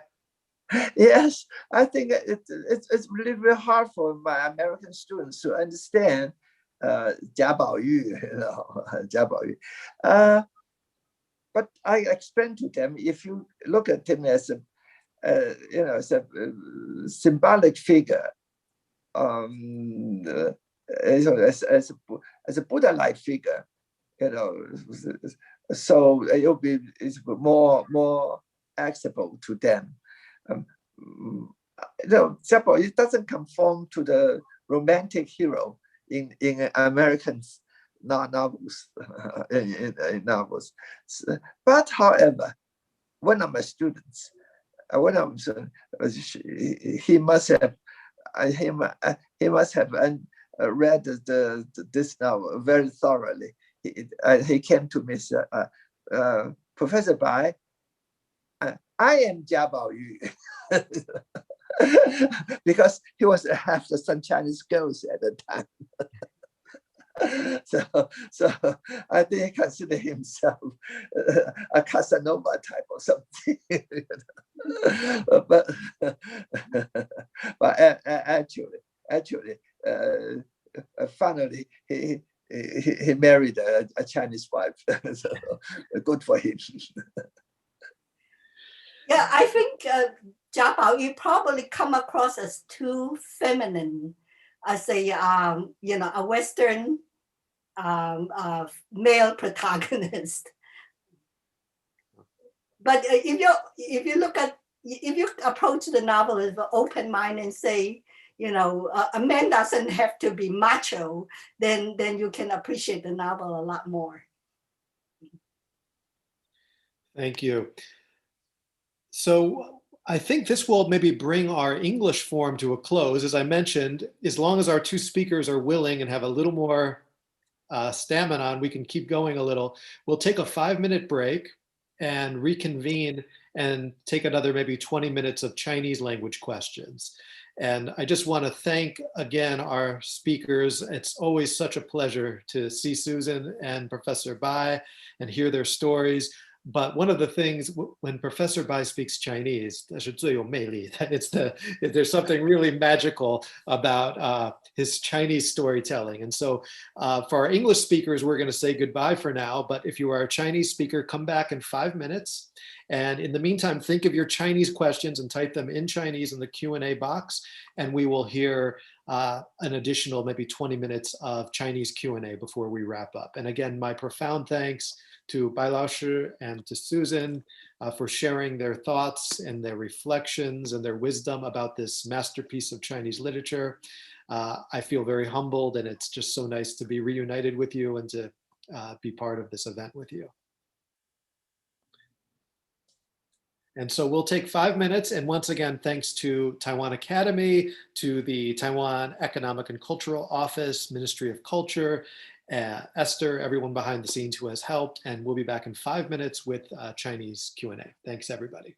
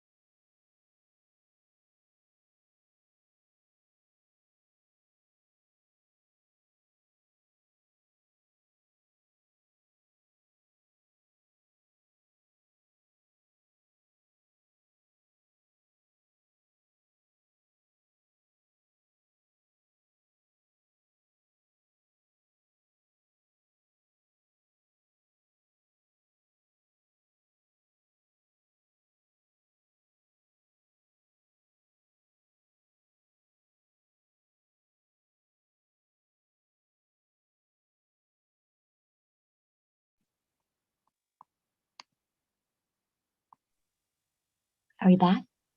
Yes, are we ready to resume? 白老师可以开始吗？陈老师都准备好了吗？ He needs to unmute. 好 ，OK，那白老师现在在静音 ，He's on mute right now. 白老师，你的 microphone 是 mute 好了，好了，可以了吗？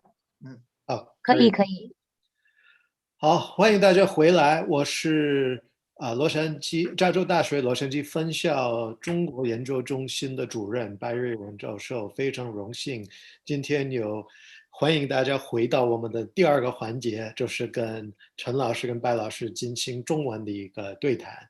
那主要还是听我们听众的一些问题。那第一个问题是姚明海提出来的，两位白老师你们好，我是《红楼梦》和台北人的忠实读者，请教一个问题：创作与年龄。曹雪芹在晚年执笔《红楼梦》，去世时仍然未完成。白先勇老师的小说都属于少年之作，似乎都写于他制造于 UCSB 之前。这是否印证了文学创作的高峰往往产生在作者的人生挫折或者心理创伤的低谷之际？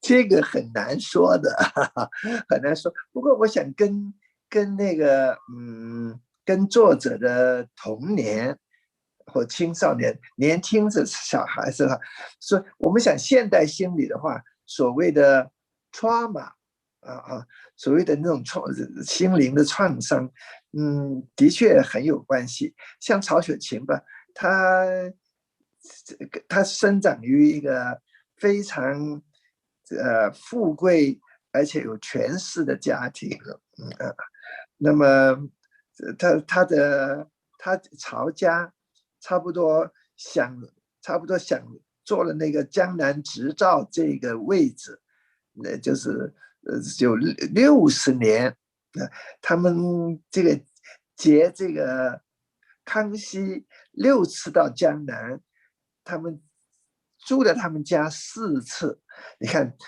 对他们皇帝的恩宠非常非常高。那么可是曹雪芹在13、14岁的时候，大概13、14岁的时候，雍正皇帝即位了，曹家忽然间抄家了，可以说从本来非常富贵、非常高的，一下子抄的一无所有，所以他们全家都穷了。我想这个他们曹家被抄家，后来他们全家到了北京，变得很穷困了。所以从13、14岁以后，想过了前面那么荣华富贵，然后后面这后半生那么穷困凄凉，我想这个对《红楼梦》的创作非常有关系，跟《红楼梦》也是一样，开始这样的朝贾家那么这个荣华富贵享尽了，然后突然间最后也抄家了。我这个创伤是很有关系。如果你问了我个人呢，我想自己可能也有关系，我自己的经历。那么小时候我生肺病生了4、5年，差不多4年多5年。那么我是被隔离的，被隔离了以后，那么就被孤立了以后，我想可以变得很敏感，知道吧？而刚刚我在生病的时候，或者是我的青少年的时候，以及我自己青少年跟童年的时候，经过了中日战争，又经过了国共内战，两个大战争我都经过了，所以我们是一直逃难，所以这些苦难的这些情况，就是我自己亲身经过，可能对我的在台北人里边的创作也非常有影响。如果我想我是在台湾出生的，我是从小在台湾长大的，这过的是那个陈平日子，可能我就写不出这个台北人来了。苏子，你要不要讲几句吗？或者你要打开那个麦克风，你的麦克风没有打开。Susan，你的麦克风没有打开。对，我就是说我不会写小说，我没有想象力。我第一本书出来的时候就是那个哈佛大学出版的那个《Latte Confucian》呢，其实是一个传记。那白先生说你把红叶写活了，你可以写小说，可是不可能，因为我没有想象力，我只能我非常 literal 就是说我只能据我知道的，我要去找个就近，然后把它写出来，我没办法构造。谢谢。好，接下来 Gloria Wu 提了一个问题：白老师你好，今天在此看到你，真是十分兴奋。自从在中学时代在课堂上拜读您的作品后，您的文字深刻地印在10来岁的少女的脑海，20多年以后，蓦然回首，成了写作的长句。经过了《红楼梦》的深演，来到了今天，你的蓦然回首有所不同吗？我今年已经84岁了，当然一个人的成长到了我这个年纪，经过很多事情，看《红楼梦》跟看人生，当然有很大的不同的一点呢。这个可能要讲不完了，可能要慢慢讲的。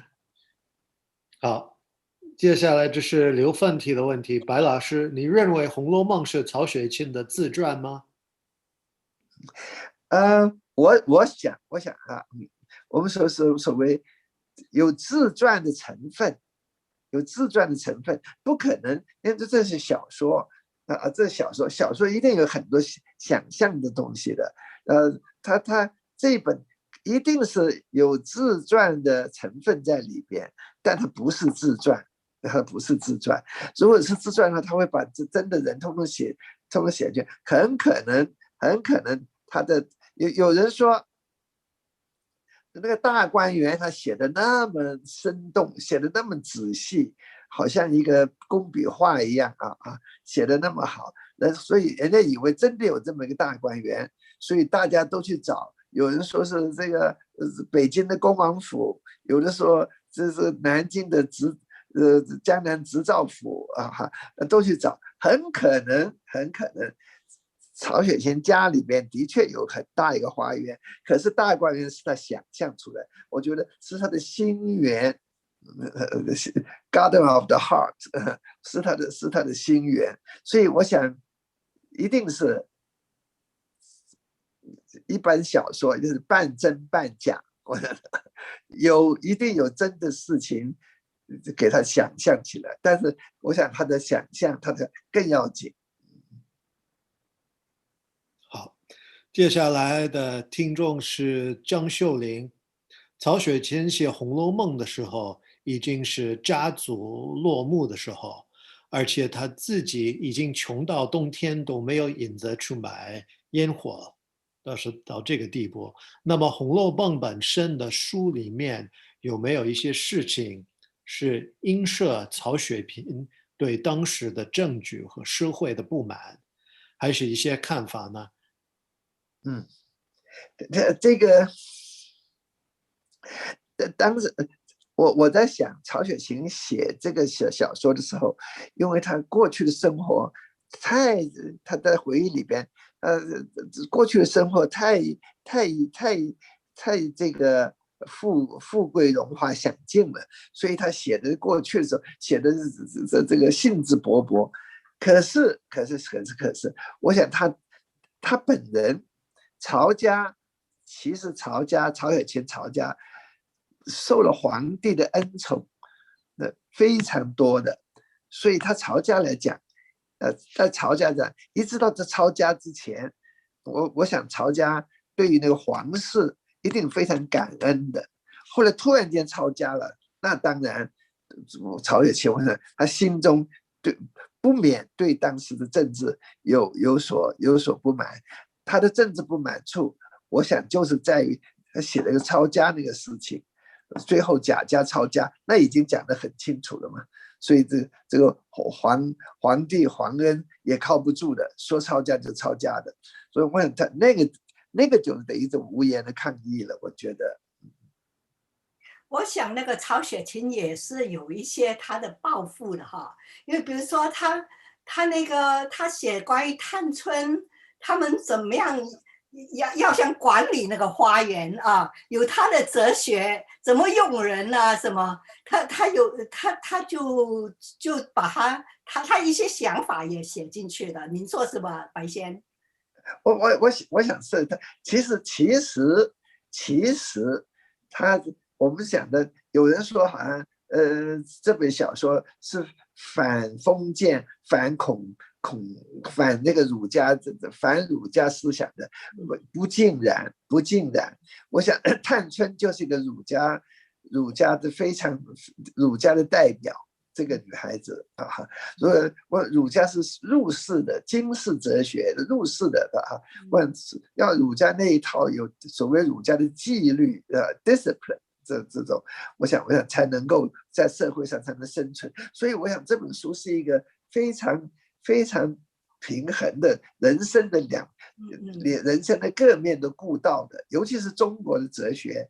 中国哲学，你看看我们那个整个那个八卦那个阴的是分阴阳两边，所以我想这个是中国的生活，中国人的生活和中国的哲学也是一半阴一半阳，两个阴阳合起来是一个整个的，是一个整个的全体。所以这本书其实是非常圆满，是一个圆，它不是一半。可是它里面写关于那个法庭那些腐败，那个贾政，那个他真的要廉政，实在没办法的，在那种制度下面，他也指出那个制度的很多的毛病啊，你说是不是？我想中国的制度那些的毛病，我想自古到今都有，都是那个我想的 bureaucracy 那种官僚制度，这是一定有的。我想曹雪芹，我想他最重要还是那个抄家那个，所以那个皇帝对你虽然那么好的无情的时候就无情了的。好，王月维有一个问题他其实有3个问题第一个问题是想问一下，你们最喜欢《红楼梦》里的哪一章？为什么呢？为什么喜欢？我想呢，我的对《红楼梦》的喜欢哪一章呢？会被改的，会变的不过写的最动的还是宝玉出家。宝玉出家，最后宝玉出家那一章是全书的最高峰。他写的是最后只落得白茫茫大地一片真干净。他写的最后的那个他的那个意象，他的含义，他的写的手法，写的太好，把整个小说带到了最高峰。所谓的 denouement， 所以这个最后的结局在那个地方结得非常好，非常好。我没办法想出来哪一章比较好，我这个还要慢慢的想，因为实在写得好的地方太多了。太多。那岳威的第2个问题其实跟这个有点连贯性的，就是如果跟美国的本科生讲《红楼梦》的话，你会推荐从哪一章开始讲？从哪一章看？我就从刘姥姥进大观园。刘姥姥进大观园，内政最热闹、最有意思、最好玩。你好的，我想跟开始的读者我们很有意思，很有意思。这个在台湾的那个教科书、中学教科书、初中教科书里面选的《红楼梦》的，就是选这一章。哇，那是也引起那个学生的兴趣，因为刘老铆这个 comic figure 这个喜剧人物写的太有趣了。我想，所以从这一章开始会引起大家的兴趣。我想那个，如果你想只教几章的话，那个讲尤二姐、尤三姐那几章蛮好玩的呀，这太绝了。然后还有那个宝玉跟宝钗跟宝玉结婚叫林黛玉之死，还有那个那个他们成大礼，就是宝玉跟宝钗结婚，然后在前2章呢，后2章都很有意思。好，然后他的最后一个问题是给 Susan，是我还想问问你们作为 independent scholar， 你做研究是如何选题，如何找资料呢？其实我做了好几本书哈，可是都是吃饭的时候提出来的。我跟白先合作做这个英文导读也是吃饭吃出来的，因为白先的那个中文导读在台湾那个出书的时候，我的丈夫 Ron Egan 就是白先的学生，60年代的学生哈。后来经过白先介绍，他回到 UCSB 教书。那2016年那个白先生那个《红楼梦》导读出来的，细说《红楼梦》出来的时候，我们刚好在台湾然后那个出书了。然后有人请客，就在晚宴上，我们就说这个书那么好，这个小说那么好，为什么很少美国人知道这本书呢？我们谈起，大家就轰着说白先你一定要出英文导读。那白先嘛，他很多事情要做，就每次就只笑着微微笑，没有答应。那我就自告奋勇，就说白先我帮你。So this is how 我那个跟那个周志平做关胡适跟他的美国情人的那本书也是那个香港中文大学出的哈，也是吃饭吃出来的。因为有一天那个我们在香港的时候，刚好周志平也是在城市大学做访问学者，那我们有人请我们吃饭大家他就坐在我旁边，我说原来你就是那个胡适威廉斯的那个作者，因为北大的那编辑给我寄了一本，然后他发现说我是那个 Theatricality Confucian 的作者他还以为是美国人做的，然后我们就谈起来，他说Susan 啊，我很多人说我那本胡适与威廉斯应该有英文本因为他们的那个信都是英文写的，为什么不出英文本？他说你跟我合作好不好？所以也是这样出来的。所以说很偶然。谢谢您这个问题。好，你们愿意还继续回答几个中文问题吗？好吧。好，我看我们的老同事李小荣老师在线，他有一个问题，我看看能不能请他打开麦克风自己提问吧。我看看。 Let me see. I might have to do it. So, wrong. I found it. 好，有吗？有，李老师请提问。谢谢我真的很高兴看到你们3个，白老师还有，Yeah，还有 Michael，Yeah，都真的是觉得像是 Santa Barbara 的3剑客在这里聚会，谈这个我最喜欢的话题之一《红楼梦》，所以我就问一个简单的问题：您怎么看待贾兰科举成功在这个《红楼梦》这个就是结局中的这个意义，是破坏了它这个宗教意义呢，还是说没有那么重要？您怎么看？有的人觉得这是比较矛盾的，跟宝玉出家。我觉得不矛盾，因为我刚刚已经说过了。我想曹雪芹他这个在儒释道3家在这本小说里边，他是取的是平衡的那种态度的。平衡，儒家有儒家的追寻，佛道2家有佛道追寻。那个宝玉出家了，宝玉出家是佛道这边成家了，那么儒家这一边也要靠一个，贾家也有一支在继续他们的这个命脉。后来不是有就这个贾雨村跟那个甄士隐在最后一个在相逢的时候就问起来，或者贾家的这个结果怎么样？他就说是这个兰桂齐芳，兰当然就是说是贾兰，桂就是贾贵，贾贵就是宝钗那时候已经宝玉出家的时候，宝钗已经怀孕了，就是那个他的就是那宝钗生下来那个孩子就叫贾贵，所以是靠他们2个再把贾家这个扶植起来。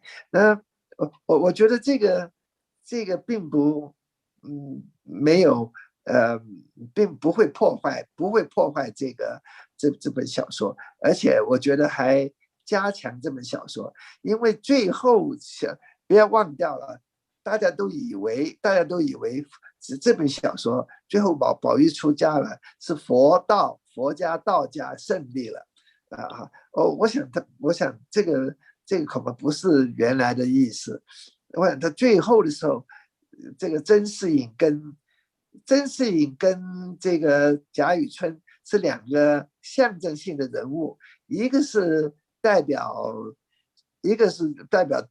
道家出世的代表道家，另外一个是代表这个俗人，我们现在这个俗人也是儒家的这一套的我想经世济民的这种哲学的产物。那么到最后的时候，他们2人又开始他们2人就等于哲学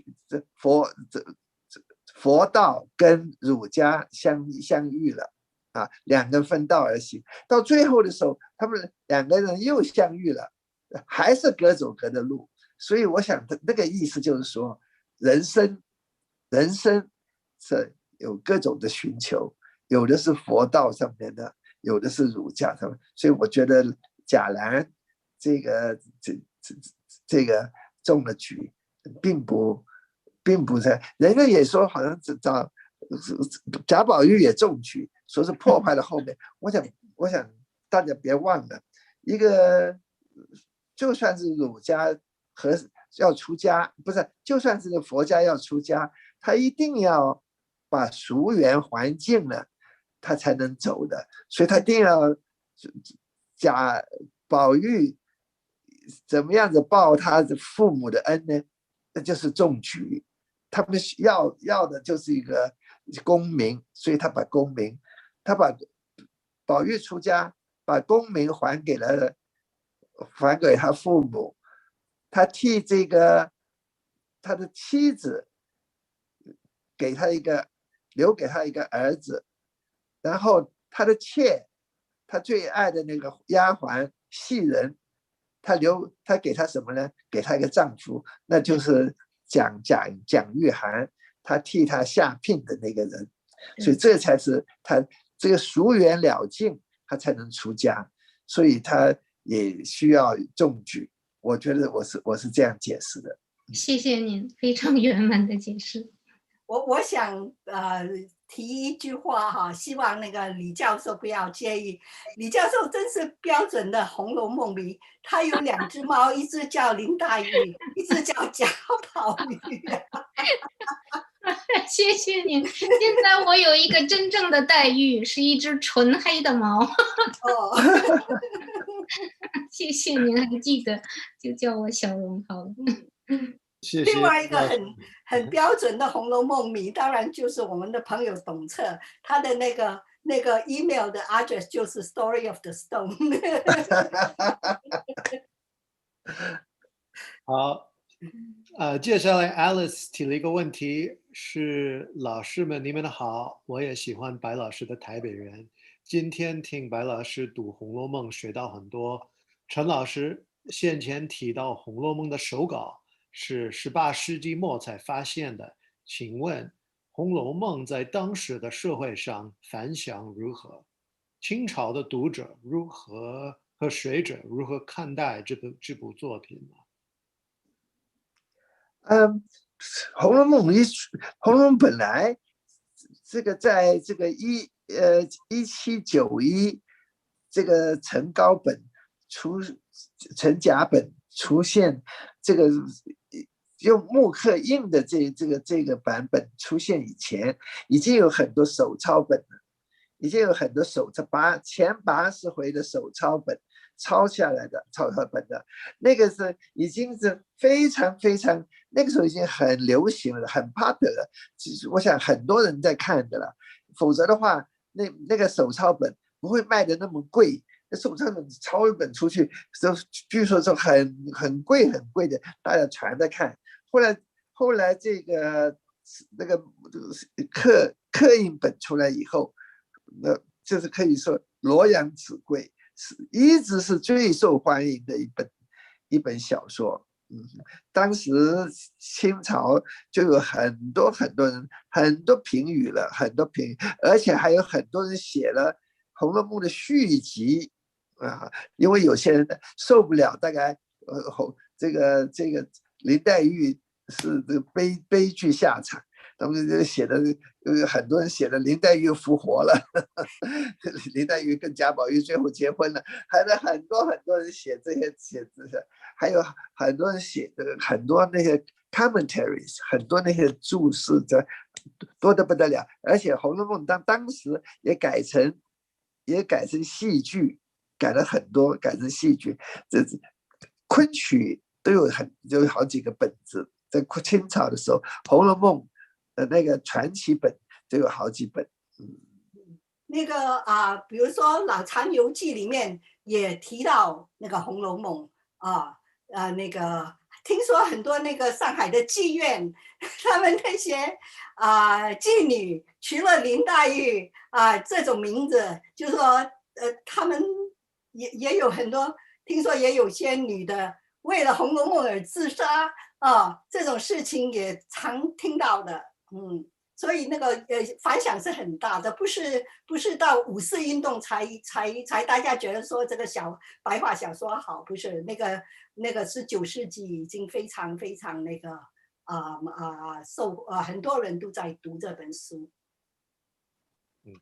所以王国维就那是20世纪初了嘛，就非常的 serious 的很严肃的对待这本书。好，其实我觉得非常矛盾，因为我担心2位主讲人可能会感到累了，但同时有500多个人都在听，我们 Zoom 有200，还有 Clubhouse 有大概300多个人都。一直不想走，那这样要不我们再听几个问题就结束吧？你说怎么样？好吧。好，那董策又提了一个问题，是关于那个夏季安跟夏志清老师对《红楼梦》的阅读给您带来的影响，就是您后来对这本小说的欣赏力还有对它的洞察力是否受到夏师兄两位夏老师的影响。西提夏这个夏志清先生他写的那本中国古典小说classic novel of China 那个那本书有一章特别讲的是特别提的《红楼梦》我觉得他提出几个因为他是用英文写的，当然也是给就是说英语读者看的了，大部分给英语读者看的。那么他用的是比较文学的方法他用了很多西方名著的那个西方名著的比较，我觉得这点对西方作者我想相当有用。比如说他这宝玉出家，宝玉这个历程，从这经过宝玉所谓顽石历劫，这个他的 spiritual journey， 这个到最后成为这个成佛的这段路，他用的这个西方的 the Pilgrim's Progress the Pilgrim's Progress 来比较，所以这样的话，我想西方的那个读者比较了解他的这个宝玉的 spiritual journey 跟那个 every man 我想他这个比较也很我想这比较的很好。另外一个我刚刚也在用英文讲的已经讲过，他另外用一个比较就是这个贾宝玉的这一个人物，也很像这个Dostoevsky 杜也夫斯基他的那本书《白痴》的 Idiot 中的那个Prince Mishikin 米西金王子，这两个人那个是一种好像基督式的这种人物，这个宝玉是这个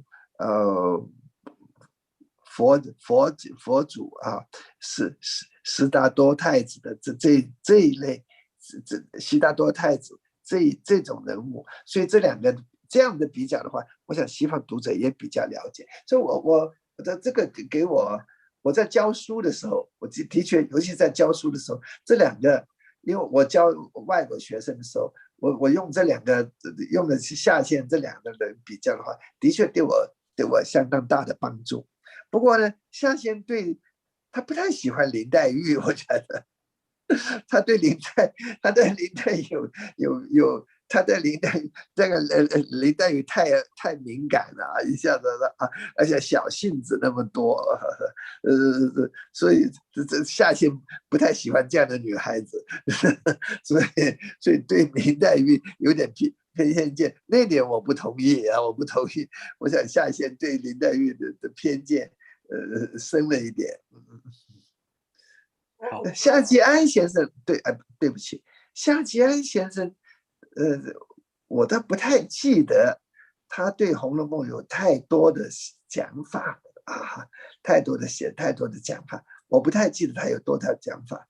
他对别的小说，对《水浒》对别的小说倒有蛮多的说法的。我不是研究小说的，我知道夏志清评过《红楼梦》，没看过他的评话。好，接下来的几个问题，我们尽量看看能不能简短一点回答，这样可以都回答几个问题就结束吧。你看怎么样？好，那这个是邱新慧提的问题。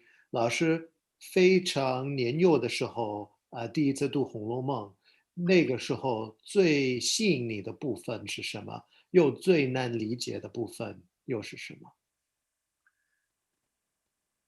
我前面也讲过，我这很年轻的时候看的时候，我很年轻的时候看的时候，那么就是那个恋爱故事的贾宝玉跟林黛玉跟薛宝钗的三角恋爱，那个故事最吸引我。但是那个时候当然很多像第五回那些诗词那个警幻仙姑的那些《红楼梦》的那些曲子那时候根本不懂，是不懂，所以就翻过去了，就越过去了，那个最难了。好，Monica 张，请问两位主讲人最喜欢的《红楼梦》戏剧版本、电影或者电视剧或者舞台剧是什么？为什么会喜欢的？因为《红楼梦》这么多年以来改编成这么多不同的京剧好、昆曲也好、电影、连续剧，有没有比较钟爱的版本？第一个我想这个改编的比较好的戏剧方面，第一个不是绍兴戏改编的啊，那个是绍兴戏两个主角啊，王文娟、徐玉兰。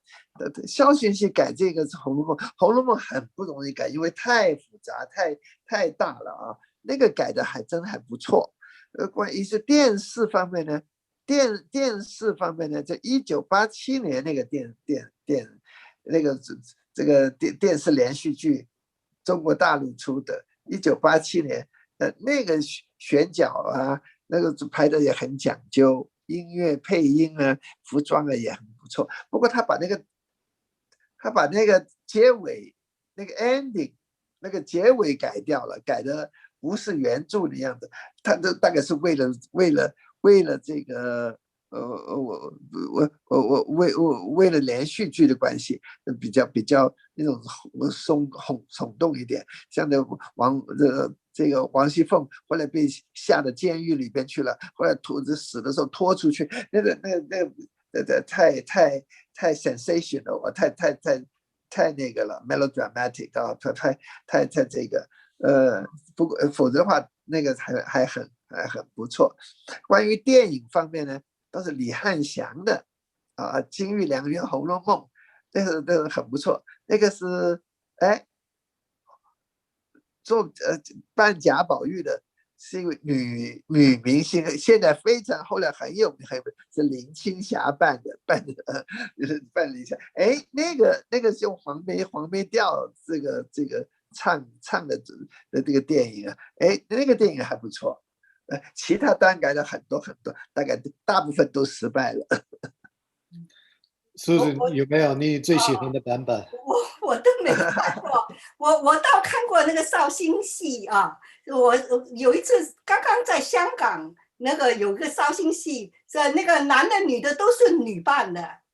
您看的绍兴戏是不是这样子？都是也是的，就是的都是女扮的啊。那贾宝玉也是女孩子扮的，蛮好玩的啊。实在对不住两位主讲人，我们花你这么多时间。最后两个问题，第一个问题是张崇禄提出来的。白老师你好，我是台大外文系的，现在也在 Santa Barbara， 请问《红楼梦》是您最爱的吗？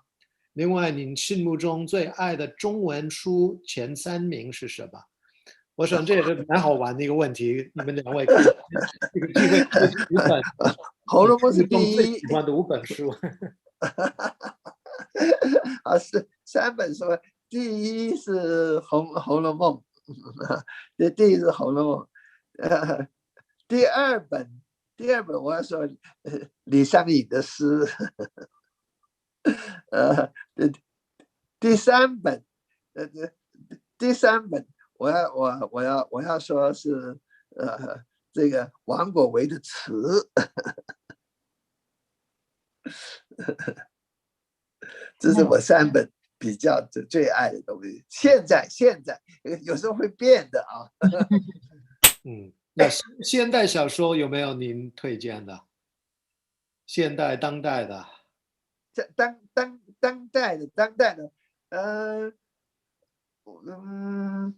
大家都说鲁迅好的，那鲁迅当然还不很好的。我比较喜欢郁达夫的小说，到现在还是比较喜欢他的。但是有几篇有的不好，但是有几篇我觉得写的真好。好，谢谢 Susan， 您我看的中国中国小说太少了，所以我不敢说，太不好意思了。因为我本身是喜欢历史，我不太平常不太看小说啊什么东西的，所以可是我看了《红楼梦》以后啊，我发奋说以后要多看中国小说。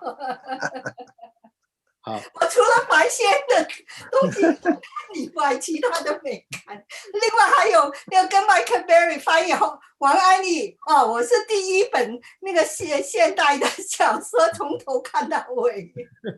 呀，还有别人送我的东西，我就觉得说一定非看不可。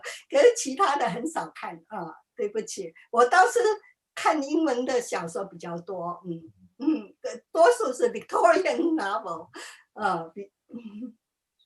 好，那最后一个问题，你们两位在完成这部细说《红楼梦》的中文版好，或者英文版也好，花了这么多年的时间，那么在这个过程当中，您最大的收获是什么？或者学到最宝贵的一个教训是什么？或者会有什么样的一个感触跟我们分享一下？我在这个我那本细说《红楼梦》，是我在台大教书的时候教了100个钟头，3个学期100个钟头，到最后1个钟头才教完120回啊！我在想说，在这个我教书，我做这个里边最大的收获，可能我现在要花几分钟时间在讲。现在流行的，现在在这个世界上流行的，在中国在台湾流行的《红楼梦》的版本有2个版本最流行的，一个我们叫陈乙本，是1792年出版的，1792年出版的那个版本。是120回的版本，完全的120回的版本。那么这个版本后来在民国的时候，经过胡适的推荐，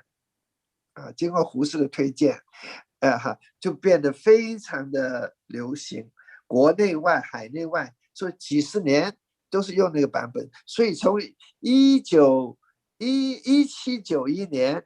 一直到民国，一直到后来，到台湾，在大陆50几年的时候，也是用这个版本，一直到1983年，中国大陆用了另外一个版本的，叫做庚辰本。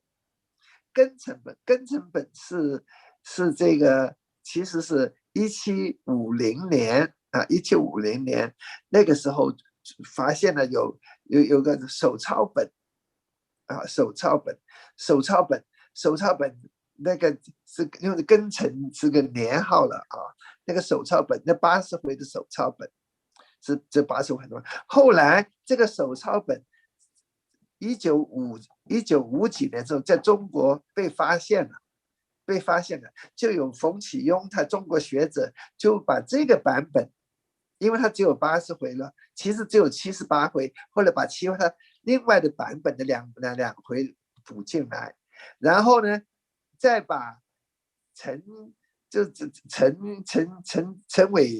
委员跟这个高二他们出版的那个本子，陈高本，1791年那个叫陈甲本，我刚刚讲的陈乙本是1792年，那是个 revised version 那么把这个1791年这个本子的后40回剪下来贴到那个上面去变成120回，所以是两部分，一部分是前面是80回的手抄本，后面的40回是那个本子，这样的一个本子。从1983年在中国大陆是人民文学出版社出版的，那么这个本子就变成大为流行，就取代了陈乙本。无论在大陆在台湾，我在台大教书的时候，那个陈乙本已经 out of print 绝版了，所以我在教台大的时候，这2个版本我就同时用，我就把这2个版本前面80回从头对到尾，从头对。平常我不会花这个时间，因为教书，所以把这个东西重复，我就发觉这个根成本有很多问题，我就发觉了有170多这个地方，这2个版本不同的地方，而且这不同的地方，这个跟这个成译本往往就要比根成本好 ，superior to that one。我是完全从小说，从一个作家的看法，一个小说家的看法来比较这2个本子，所以这个是我最大的发现，所以我就把这个就出了我就是 edit 一本书，编辑一本书，专门在讲这个版本的东西，而且我把这170多个比较做了一个表来比较它，所以我觉得这个很要紧，是这样子呢，也引起了很大的争论，在中国大陆，我受了很大的很多 arrows 是向着我来不过我很高兴，这个2019年人民文学终于把那个成译本 revived。终于把成译本 revived，yes， 这个就是这个，这一本在中国大陆也出了，所以这个我等于说我很高兴，等于说 revive 这个 version， 这个是那么重要，这个是我们这么伟大的一本小说，用一个有这个问题的版本。是非常的敏感，那个为什么会这样拍在那边？那也是因为一群所谓的红学者，他们这可以说垄断了整个那个红学的这个发言权，在这边。谢谢白老师，这是我最大的收获。Susan， 你呢？在做这个细说《红楼梦》英文版的时候，您最大的收获是什么？我觉得我这太好像多读了4年书，你知道吗？就是学了很多，我从来没有那么细心的看一部小说。除了跟您合作的那翻译《长恨歌》以外，就是《红楼梦》，所以这2本书，一个现代的，一个18世纪的，所以我觉得，哎呀，真是好，这2本书，我不是把我逼着细看小说，我是很大的收获尤其是跟白先学，好，谢谢。虽然还有我最后讲一句好不好？这个英文的 version 大部分都是这个Susan Egan， 我想这个陈玉贤女士是她写的，她负责的，她花了最大的功夫在这本书上面，我只是在旁边给她很多意见，所以这本书所以她应该有 full credit 所以我想我在这里要谢谢Susan Egan。不谢谢那个白先，本来是不是我帮他的，对不对？可是他 insist 说我做 first order， 所以我不能推辞。所以其实就是我们的这个英文本呢，是 based on 他的那个中文本，而且我很多疑问跟他问，然后做了稿子，然后他看，所以是白先的看法。谢谢白先给我这个机会，谢谢 Michael， 谢谢你们，谢谢小白。对，这虽然还有10几个问题，我们就对不住听众，我们没有办法回答所有的问题，但是我相信大家的就是受益匪浅，我们都学到非常非常多，也非常高兴白老师跟陈老师愿意分享他们对《红楼梦》的这么多宝贵的想法。真的不好意思花你那么多时间，但是我们真是感谢。谢谢你，再见，很高兴。也谢好，谢我们谢的谢。协办单位台湾书院，还有台湾的文化部，非常谢谢你们的支持，也谢谢所有的听众。好的，那我们下次再会吧，谢谢。好，再见，大家晚安，我们大家晚安。晚安，元宵节快乐。元宵节